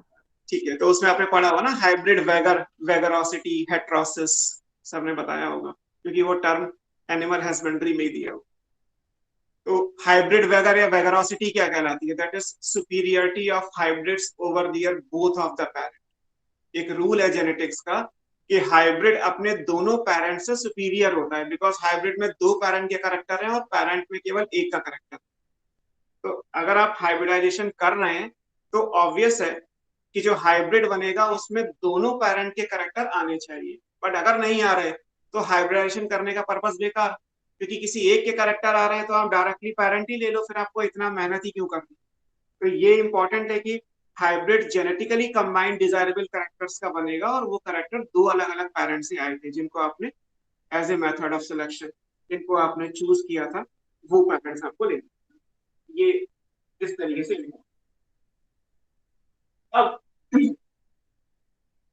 हाइब्रिडाइजेशन में इंपॉर्टेंट क्या है, हाइब्रिडाइजेशन जब हम करते हैं तो इसका जो सक्सेस रेट है वो 100 से 1000 में एक आता है, क्योंकि अगर आपने मान लीजिए दो वैरायटी को क्रॉस किया तो दो वैरायटी एक ही स्पीशीज की हैं, क्रॉस करी जाएंगी, क्योंकि आपने पढ़ा होगा सेक्सुअल रिप्रोडक्शन एक ही स्पीशीज के मेंबर में नेचर सपोर्ट करती है। तो एक स्पीशीज की दो वैरायटी है तो हाइब्रिडाइजेशन सक्सेसफुल होगा, जैसे मेंडल ने किया। प्लांट एक ही था, पाइजम सटाइवम पी, वैरायटी अलग थी टॉल एंड डॉर्फ, तो मेंडल को 100% सक्सेस मिल गया। अगर आप कहें कि मैं दो स्पीशीज के बीच में हाइब्रिडाइजेशन करूं, तो वैसे ही आपको पता है कि स्पीशीज के बीच में तो सेक्सुअल रिप्रोडक्शन हो ही नहीं सकता, बट फिर भी एक दो केस में नेचर उसको सपोर्ट कर लेती है। इंटर स्पेसिफिक हाइब्रिडाइजेशन भी हो सकता है दो स्पीशीज के बीच में, ये भी, और कई बार दो जीनस के बीच में भी होगा तो इंटर जेनेरिक हाइब्रिडाइजेशन भी हो सकता है। दो स्पीशीज के बीच में हो सकता है, दो जीनस के बीच में हो सकता है, एक ही स्पीशीज की दो वैरायटी के बीच में हो सकता है। सक्सेस रेट इस बात पे डिपेंड करेगा कि वो अगर एक ही स्पीशीज के हैं तो ज्यादा, और जितना दूर करते जाओगे दोनों स्पीशीज को उतना सक्सेस रेट कम होता चला जाएगा। तो यहाँ ये इंपॉर्टेंट है कि जो सक्सेस रेट है हाइब्रिडाइजेशन का वो कितना आता है, वो आता है 1:100 to 1000। 100 से 1000 एक्सपेरिमेंट करोगे तो एक एक्सपेरिमेंट आपको इस डेफिनेशन के हिसाब से मिलेगा। अब क्योंकि आपको नई वैरायटी बनानी है तो आपको करके तो देखना ही पड़ेगा। अब यहाँ पे मैं तो खुद भी कह रहा हूँ कि सक्सेस रेट के चांसेस बहुत कम है, बट क्योंकि आपको एक नई वैरायटी डेवलप करनी है तो आपको करके तो देखना ही पड़ेगा ये काम, तो सक्सेस रेट हाइब्रिडाइजेशन का काफी कम आता है। ये इम्पोर्टेंट। एग्जाम्पल्स की अगर बात करें तो यहाँ भी आपको दो एग्जाम्पल याद रखने। वीट में एक वैरायटी है, वीट वैरायटी है C306, और एक राइस की वैरायटी है IR36। IR36 ऑलरेडी नीट का क्वेश्चन है, राइस की कौन सी वैरायटी हाइब्रिडाइजेशन से डेवलप की गई, which of the following variety of rice is developed by artificial hybridization। And the answer is IR36। अभी जब आप पूरा प्लांट ब्रीडिंग पढ़ लोगे तो बहुत सारी वैरायटीज हो जाएंगी, अभी तो आपने एक दो ही पढ़ी जो इस पेज पे लिखी। तब आपको ध्यान में रखना होगा कि किस प्लांट की कौन सी वैरायटी किस मेथड से डेवलप की गई। जैसे वीट में दो हो गए, वीट में कल्याण सोना है तो सिलेक्शन से बनाई गई, सिलेक्शन में भी प्योर लाइन सिलेक्शन, और वीट में C306 है तो हाइब्रिडाइजेशन से बनाई गई। अभी आपने दो ही पढ़ी, वीट ऑलमोस्ट आप हर जगह पढ़ोगे बिकॉज मैक्सिमम एग्जाम्पल आपकी बुक में वीट को लेके दिए। थर्ड पे चलते हैं, अनदर मेथड क्या है हमारे पास, third method is C, mutation. Mutation breeding, mutation वैसे जेनेटिक्स के फर्स्ट चैप्टर में दिया है। म्यूटेशन कैसे, म्यूटेशन क्या कहलाता है, सडन इनहेरिटेबल चेंज, है ना। आपने जेनेटिक्स मैंने तो अभी नहीं पढ़ाया आपको, तो सडन इनहेरिटेबल चेंज, अचानक से कोई ऐसा चेंज आ जाए जो इनहेरिट हो। लाएंगे कैसे, आप जैसे पिछली क्लास में हमने डिस्कस किया, UV rays, alpha gamma beta raise, या केमिकल म्यूटेजेंस होते हैं, कुछ फिजिकल होते हैं, इन सबको यूज करके आप म्यूटेशन करते हैं। तो म्यूटेशन क्या है और हम कैसे करते हैं, that we will discuss later. Mutation को यूज करके ब्रीडिंग कैसे करते हैं वो, तो म्यूटेशन में भी हम पढ़ेंगे कि म्यूटेशन का जो सक्सेस रेट है वो तो बहुत कम है, दिस इज 1:1 मिलियन, 10 लाख में से कोई एक, मतलब अगर आप 1 मिलियन सीड्स ले लें और उनको एक्सरे का ट्रीटमेंट दें और फिर उन सीड्स को आप लगाओगे जमीन में, तो मुश्किल से 10 लाख में से एक पौधा ऐसा होगा जो जर्मिनेट करेगा, वरना एक्सरे लीथल होती है, वो सीड्स में जो एम्ब्रियो है उसको किल कर देंगी, जेनेटिक चेंजेस कॉज करेंगी, और अगर जीन्स में चेंजेस कर दोगे तो फिर सीड ग्रो नहीं करेगा, एक प्लांट हार्डली ग्रो करेगा। लेकिन अगर एक प्लांट ग्रो कर गया और उसमें वो कैरेक्टर आ गया जो आप चाहते हो, तो एक से हजारों वैसे ही बन जाते हैं, एक प्लांट में तो 1000 सीड होना बहुत कॉमन है। तो म्यूटेशन का सक्सेस रेट कम है, लेकिन फिर भी करना आसान इसलिए होता है बिकॉज हैंडफुल, आपने 1 kg सीड लिया, 1 kg मान लीजिए आपने दाल के सीड लिए, 1 kg आपने अरहर की दाल ले ली, तो उसमें आप नंबर काउंट करोगे तो 1 मिलियन आ ही जाएगा, नहीं आएगा तो 2 kg ले लो, इट्स नॉट बिग इशू। एक ट्रे में सीड रखे, उनको एक्सरे का ट्रीटमेंट दिया या उनको अल्ट्रावायलेट रेज का ट्रीटमेंट दिया 4-5 घंटे, या उनको किसी केमिकल में डिप कर दिया जो म्यूटेशन कॉज करता है, निकाल के फिर आपने जमीन में डाल दिया, सीड जर्मिनेट कर गया और उसमें डिजायरेबल कैरेक्टर आ गया, तो एक्सपेरिमेंट हो गया। इतना सा म्यूटेशन ब्रीडिंग का केस है। जो एक बनेगा वो क्या कहलाता है, that is called mutant.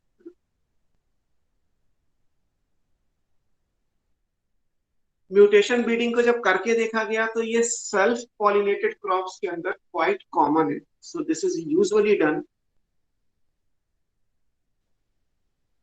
In self pollinated crops.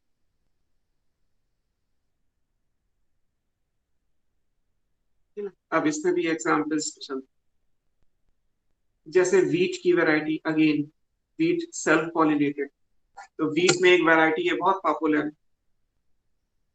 Sharbati, Sharbati Sonara, Ambar seed colour variety, Ambar colour गेहूं रंग जो अब डार्क रेडिश ब्राउन कहलाता है, वैसे कलर का सीड है शरबती सोनारा, है ना, बहुत पॉपुलर है शरबती गेहूं, बहुत पॉपुलर है ना, MP का गेहूं कहलाता है। आशीर्वाद सिलेक्ट ब्रांड को प्रमोट नहीं कर रहा, बट एड आपने देखा होगा, क्योंकि आप लोग तो रोटियां खाते होंगे, किसी ने ये तो नहीं सोचा होगा कि आटा मार्केट से लाए तो आटा कौन से गेहूं का है, कौन चक्की से लाओगे चक्की वाला बताएगा तो वो अलग बात। तो शरबती जो स्पेशली MP की बेल्ट में होता है। अब यहाँ ये भी इंपॉर्टेंट है, गेहूं का सबसे ज्यादा प्रोडक्शन पंजाब करता है, पंजाब हरियाणा में गेहूं सबसे ज्यादा पैदा होता है, लेकिन शरबती की जो ग्रोइंग कंडीशन है वो मध्य प्रदेश वाली बेल्ट में ही है, इसीलिए वो उतने से एरिया में ही ग्रो करता है, वहीं के किसान पूरे इंडिया और पूरे वर्ल्ड को सप्लाई करते हैं। स्पेशली इंडिया में अगर हम दिल्ली में शरबती का गेहूं ले रहे हैं तो MP का गेहूं कहलाता है बेसिकली, क्योंकि MP में ही शरबती गेहूं पैदा हो, और सबसे बढ़िया क्वालिटी का गेहूं यही है। सबसे महंगा आटा अगर गेहूं का है तो शरबती, आशीर्वाद सेलेक्ट जो शरबती से बन गया। तो that variety is by developed by mutation wheat. इसी तरीके से वीट में एक दूसरा नाम है पूसा लर्मा, है ना। आगे हम पढ़ेंगे ये दोनों ही वैरायटी, शरबती और पूसा लर्मा, इन दोनों की वजह से इंडिया में ग्रीन रेवोल्यूशन आया। ग्रीन रेवोल्यूशन आगे हमें टॉपिक या एक पैराग्राफ है वो पढ़ना है कि इंडिया में जो ग्रीन रेवोल्यूशन था उसमें जो वीट की वैरायटी डेवलप की गई थी, those variety are Sharbati Sonara and Pusa लर्मा। Sir तो ये दो वैरायटी आपको सर सेल्फ पॉलिनेटेड क्रॉप्स जो है, म्यूटेशन ब्रीडिंग सिर्फ सेल्फ पॉलिनेटेड क्रॉप्स में होती है? उसका सक्सेस रेट मिला। Mutation is hit and trial. Yes sir. Hit and trial का मतलब है कि आप करो और फिर देखो कि क्या मिल रहा है। एनिमल्स में किया नहीं जाता क्योंकि एनिमल्स में बहुत सारे ऑर्गेनाइजेशन अपोज कर देते हैं, और कहीं ना कहीं वो एक मेजर रीजन है कि अब एनिमल्स में म्यूटेंट्स नहीं बनाते। हॉलीवुड की मूवीज में तो बन जाते हैं, उन्होंने तो ह्यूमन के भी म्यूटेंट्स बना दिए, लेकिन नहीं करते एनिमल्स। प्लांट्स में म्यूटेशन करते। अब प्लांट्स में जब इसे करके देखा गया तो सेल्फ पॉलिनेटेड क्रॉप्स के अंदर म्यूटेशन ब्रीडिंग के रिजल्ट ज्यादा आ गए, तो वो एग्जाम्पल हमने याद मतलब बना लिए, फार्मर्स ग्रो करते ही। क्रॉस पॉलिनेटेड में म्यूटेशन के रिजल्ट्स अच्छे नहीं आए, इसीलिए कोई एग्जाम्पल आप पढ़ते नहीं। मतलब ये भी अपने आप में क्वेश्चन है कि mutation breeding usually self pollinated crops में की जाती है। जैसे सिलेक्शन सब जगह हो गया, और ऐसा भी नहीं है कि सारे सेल्फ पॉलिनेटेड क्रॉप्स में म्यूटेशन ब्रीडिंग की ही गई है या सक्सेस मिली गई। ये तो वो बात है कि जहां मिल गई, जहां यूज कर लिया, जहां डिजायरेबल कैरेक्टर आ गया, वहां पे हमारा काम बन गया। आज भी हम वही तरीका डेवलप कर, जहां नहीं आया वहां छोड़ दिया। Okay sir. ठीक है। Yes sir. राइस में अनदर वैरायटी, राइस में अनदर प्लांट अगर हम लेते हैं तो इसमें एक वैरायटी है जगन्नाथ। साउथ इंडिया में यूज की जाती है वैरायटी, काफी पॉपुलर। या एटोमेटा 2, कभी एग्जाम में नहीं पूछी गई बट याद कर सकते। कैस्टर की वैरायटी है, एग्जाम में आ चुका है, अरुणा ये वैरायटी का नाम है। कॉटन की वैरायटी है, कभी पूछा नहीं गया, एटो सॉरी इंदौर 2। और ये आपकी बुक में दी हुई है। मूंग बीन की वैरायटी है। मूंग बीन मतलब मूंग की दाल जो ग्रीन कलर की होती है, वो मूंग बीन की दाल। यहाँ पे बहुत सारी वैरायटी है, दालों में तो ऑलमोस्ट हर वैरायटी को म्यूटेशन ब्रीडिंग से ही बनाया गया। So there are so many varieties which are resistant to yellow mosaic virus, क्योंकि ये डिजीज रेजिस्टेंट वैरायटी है। येलो मोजैक वायरस एंड एक फंगल डिजीज है पाउडरी मिल्ड्यू, ये फंगी की डिजीज है। ये फंगस आपने पढ़ा नहीं है but powdery mildew is a fungal disease, और वायरस तो लिखा ही हुआ है येलो मोजैक वायरस। तो मूंग बीन के अंदर बहुत सारी वैरायटी है जो इनके लिए रेजिस्टेंस को शो करती है। जैसे वीट में ये जो वैरायटी बनाई गई है हाई यील्डिंग वैरायटी है, इनमें क्वालिटी और क्वांटिटी दोनों बहुत अच्छी है। और इसमें जो शरबती सोनारा है वो बेसिकली अपनी क्वालिटी के लिए जानी जाती है। तो जैसे क्वालिटी के लिए ब्रीडिंग की गई, मान लीजिए ये क्वांटिटी के लिए की गई, तो ये डिजीज रेजिस्टेंस के लिए कर दी गई। करेक्टर मैंने बोला कि डिजायर्ड करेक्टर तो कुछ भी हो सकता है। कैसे की गई, अभी हमारा पार्ट वो है कि कौन सा क्रॉप इंप्रूवमेंट का मेथड यूज किया गया, दैट इज डिस्कस्ड हियर। यहाँ हमने म्यूटेशन से वैरायटी बनी। अब वीट में कल्याण सोना है तो सिलेक्शन से बना ली, C306 है तो हाइब्रिडाइजेशन से बना ली, पूसा लर्मा या फिर शरबती सोनारा है तो हमने म्यूटेशन से बना, और आगे भी और भी बढ़ने वाला। तो वीट में ऑलमोस्ट हर जगह में जैसे मैंने कहा कि कौन सी वैरायटी किस चीज से बनाई गई, किस वजह से बनाई गई, ये सब आपको ध्यान। मैक्सिमम क्वेश्चन इसी तरीके से होते हैं कि इनमें से कौन सी वैरायटी किस की है और किस तरीके से डेवलप की गई, किस कैरेक्टर के लिए डेवलप की गई, ऐसे क्वेश्चन आपको कई सारे मिलेंगे। नेक्स्ट एंड लास्ट मेथड जो क्रॉप इंप्रूवमेंट का है, डी, विच इज पॉलीपोलाइडी।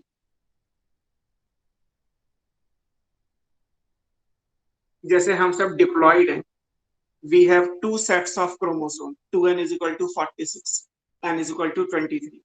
तो जब 2 सेट ऑफ क्रोमोसोम से ज्यादा सेट होते हैं तो पॉलीपोलाइडी बन जाते हैं, जैसे ट्रिप्लॉइड, टेट्रापोलाइड, पेंटापोलाइड, हेक्सापोलाइड, ऑक्टापोलाइड, ऐसे। हैप्लॉइड डिप्लॉइड तो सभी जानते हैं, दो से ज्यादा अगर क्रोमोसोम के सेट है तो वो पॉलीपोलाइडी कहलाता है। पॉलीपोलाइडी का मतलब है हैविंग, वैसे तो हम जेनेटिक्स में पढ़ेंगे इसको, more than 2 sets of chromosome.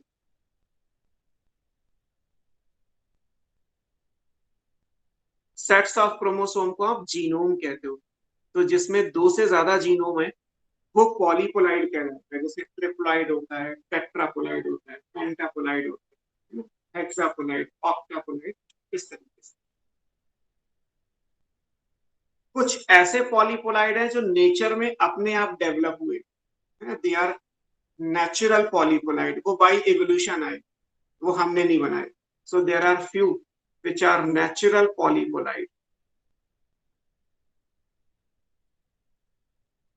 Natural polyploids के एग्जांपल में व्हीट, राइस, शुगर केन,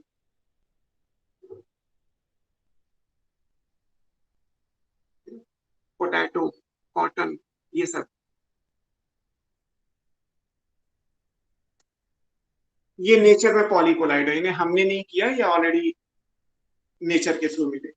जो हमने बनाए दोज वर इंड्यूस्ड पॉलीपोलाइड, जिन्हें हमने इंड्यूस किया।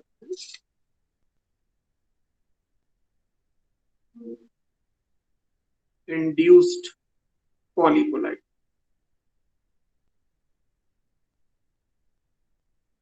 Using a drug. कौन सी है बता सकते हो? पॉलीपोलाइडी को इंड्यूस करने के लिए एक ड्रग या एक केमिकल को यूज करते हैं। Colchicine. Colchicine, yes. Obtain from the plant, कौन से प्लांट से मिलता है बेटा? बताओ, 11th में पढ़ाया था सब कुछ।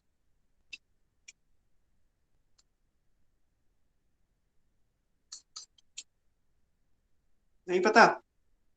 कॉल्चिकम ऑटमनेल, करा रखा है सारा कुछ 11th में। Belongs to family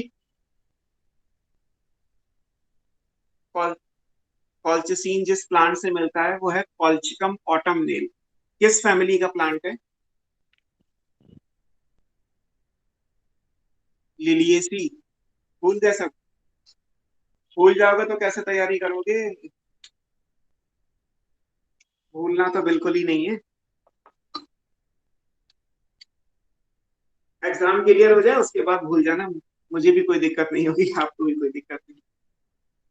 any how, using a drug colchicine, आप लिलिएसी फैमिली में देखोगे तो कॉल्चिकम ऑटमनेल मिल जाएगा आपको, है ना। मैं दोबारा लिख देता हूँ, obtained from the plant colchicum autumnale,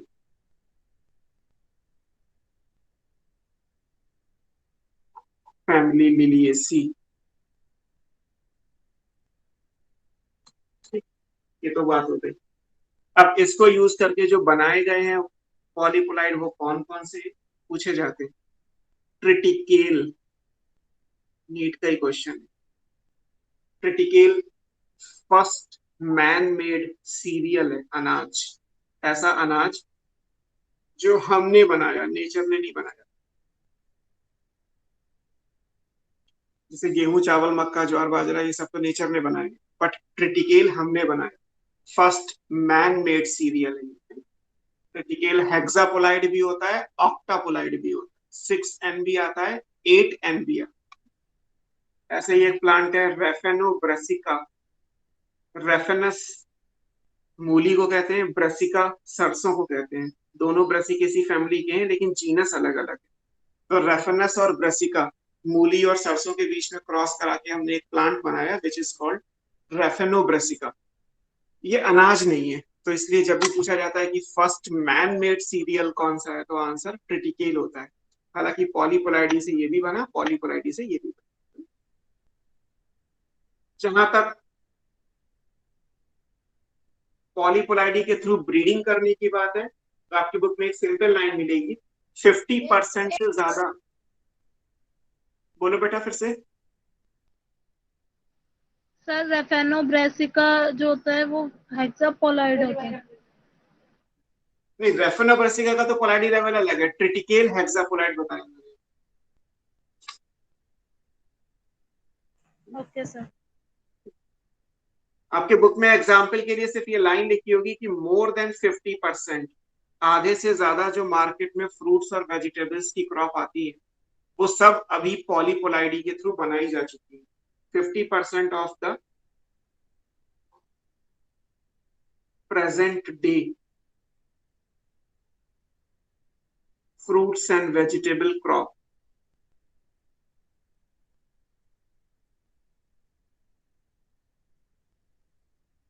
are developed through polyploidy.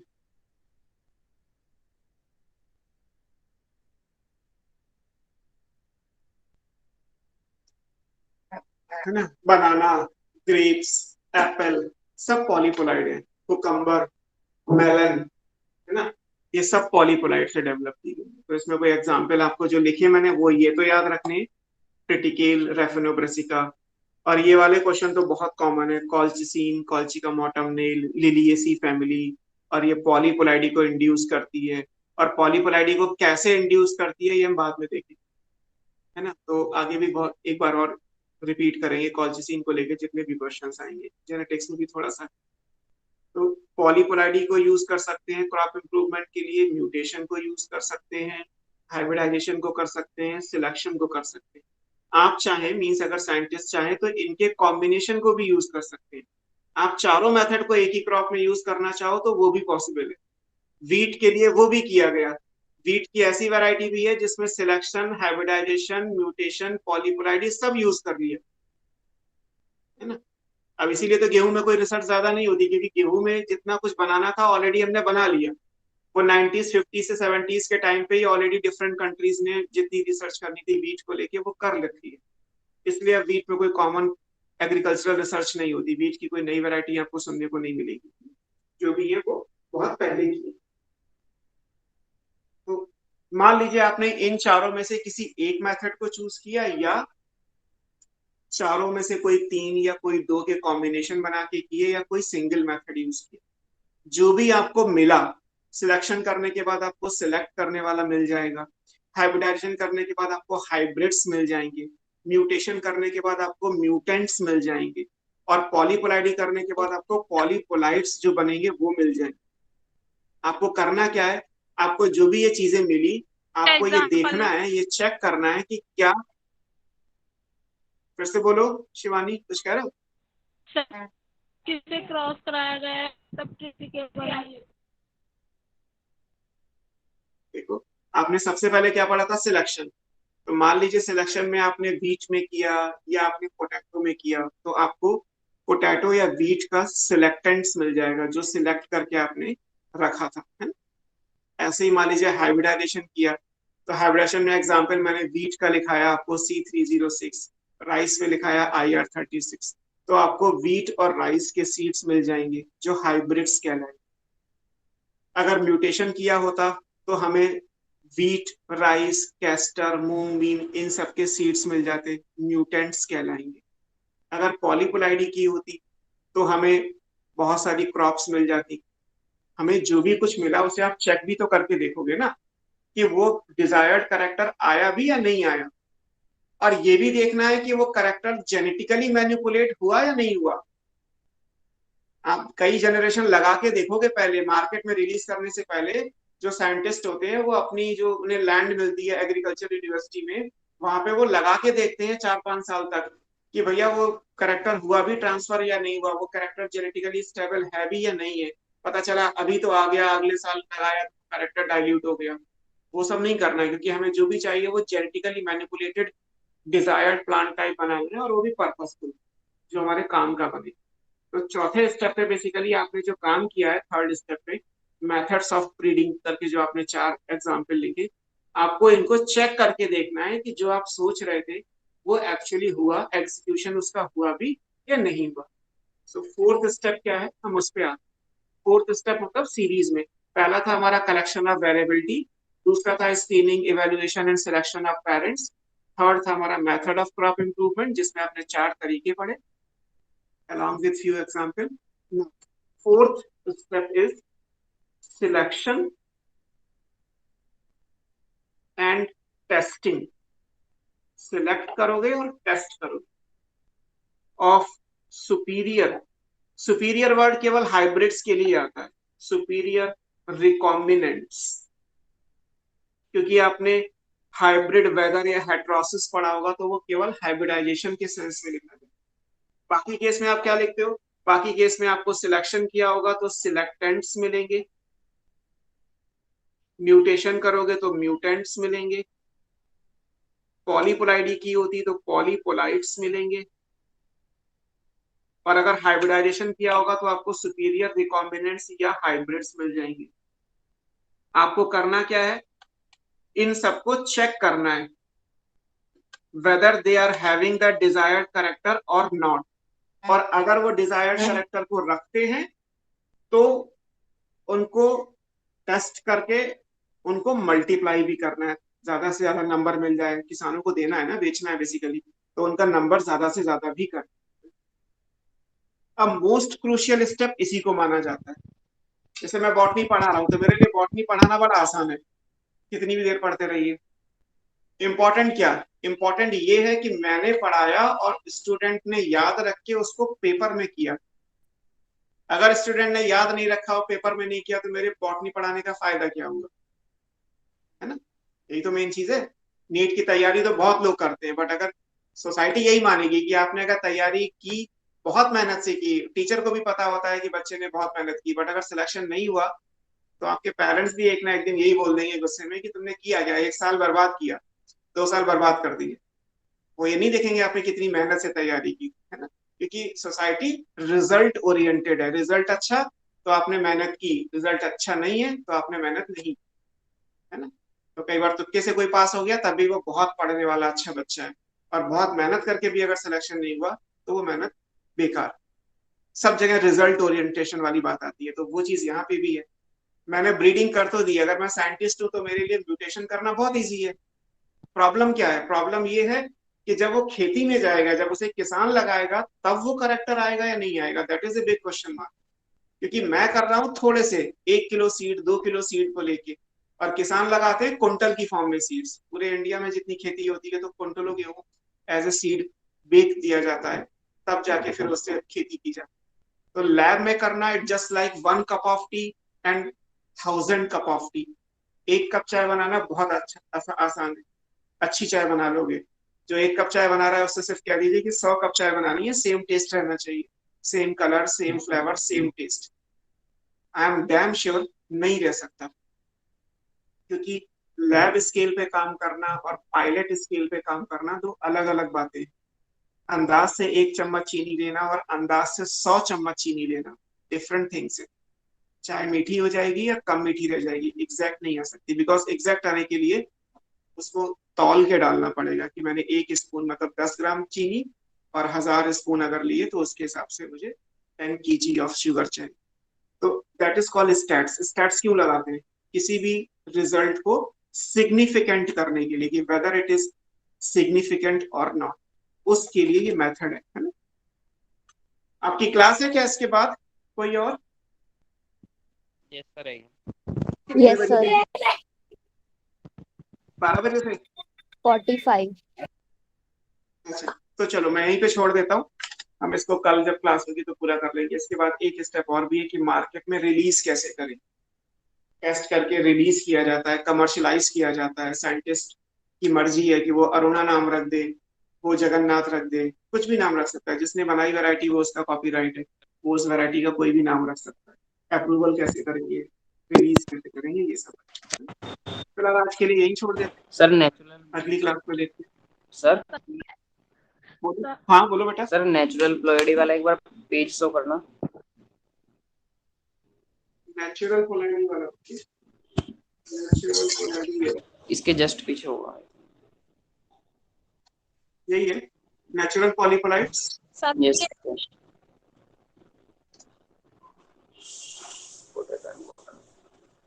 Sir मैं ये पूछ रही थी क्रिटिकल किन दो वेराइटीज से बना है? क्रिटिकल के बारे में बेटा हम कल पढ़ेंगे। वो एक्चुअली क्रिटिकम और सीकेल सीरियल, एक घास होती है, और गेहूं, गेहूं और घास, मतलब एक it's a kind of grass. Secale cereal, उन दोनों को क्रॉस करके बनाएंगे। कल बना दूंगा, कल आपको क्रिटिकल के बारे में थोड़ा सा बना दूंगा। यस सर, हो गया। हो गया? यस चलो, सर। ठीक है फिर, है ना, मिलते हैं अगली क्लास में। ओके सर, नमस्ते। Thank you bye. सर। नमस्ते। नमस्ते सर। नमस्ते। नमस्ते। Bye.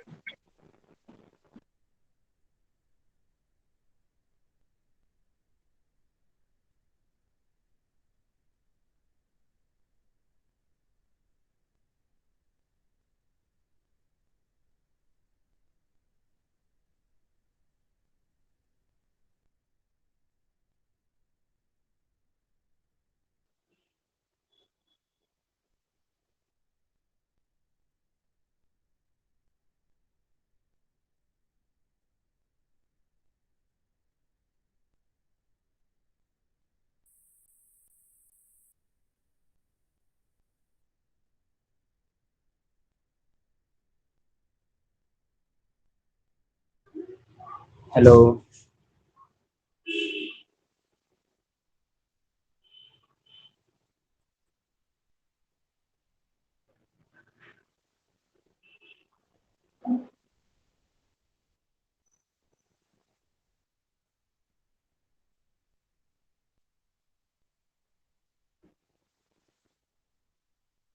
Hello.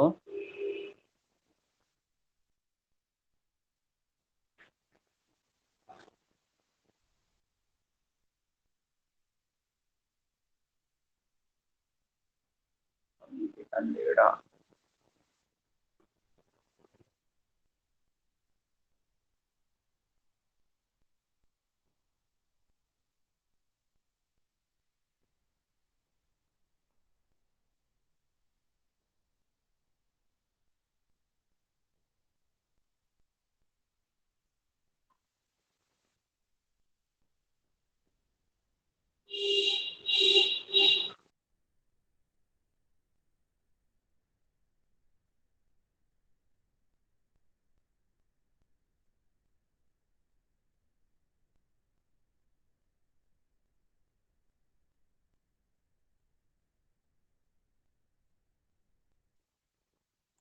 Hello Ankita. Hello.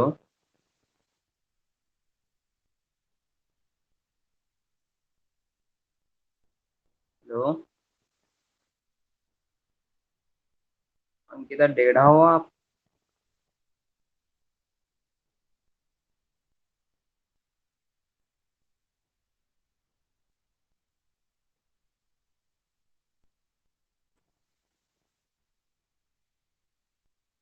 And seen and not response to them.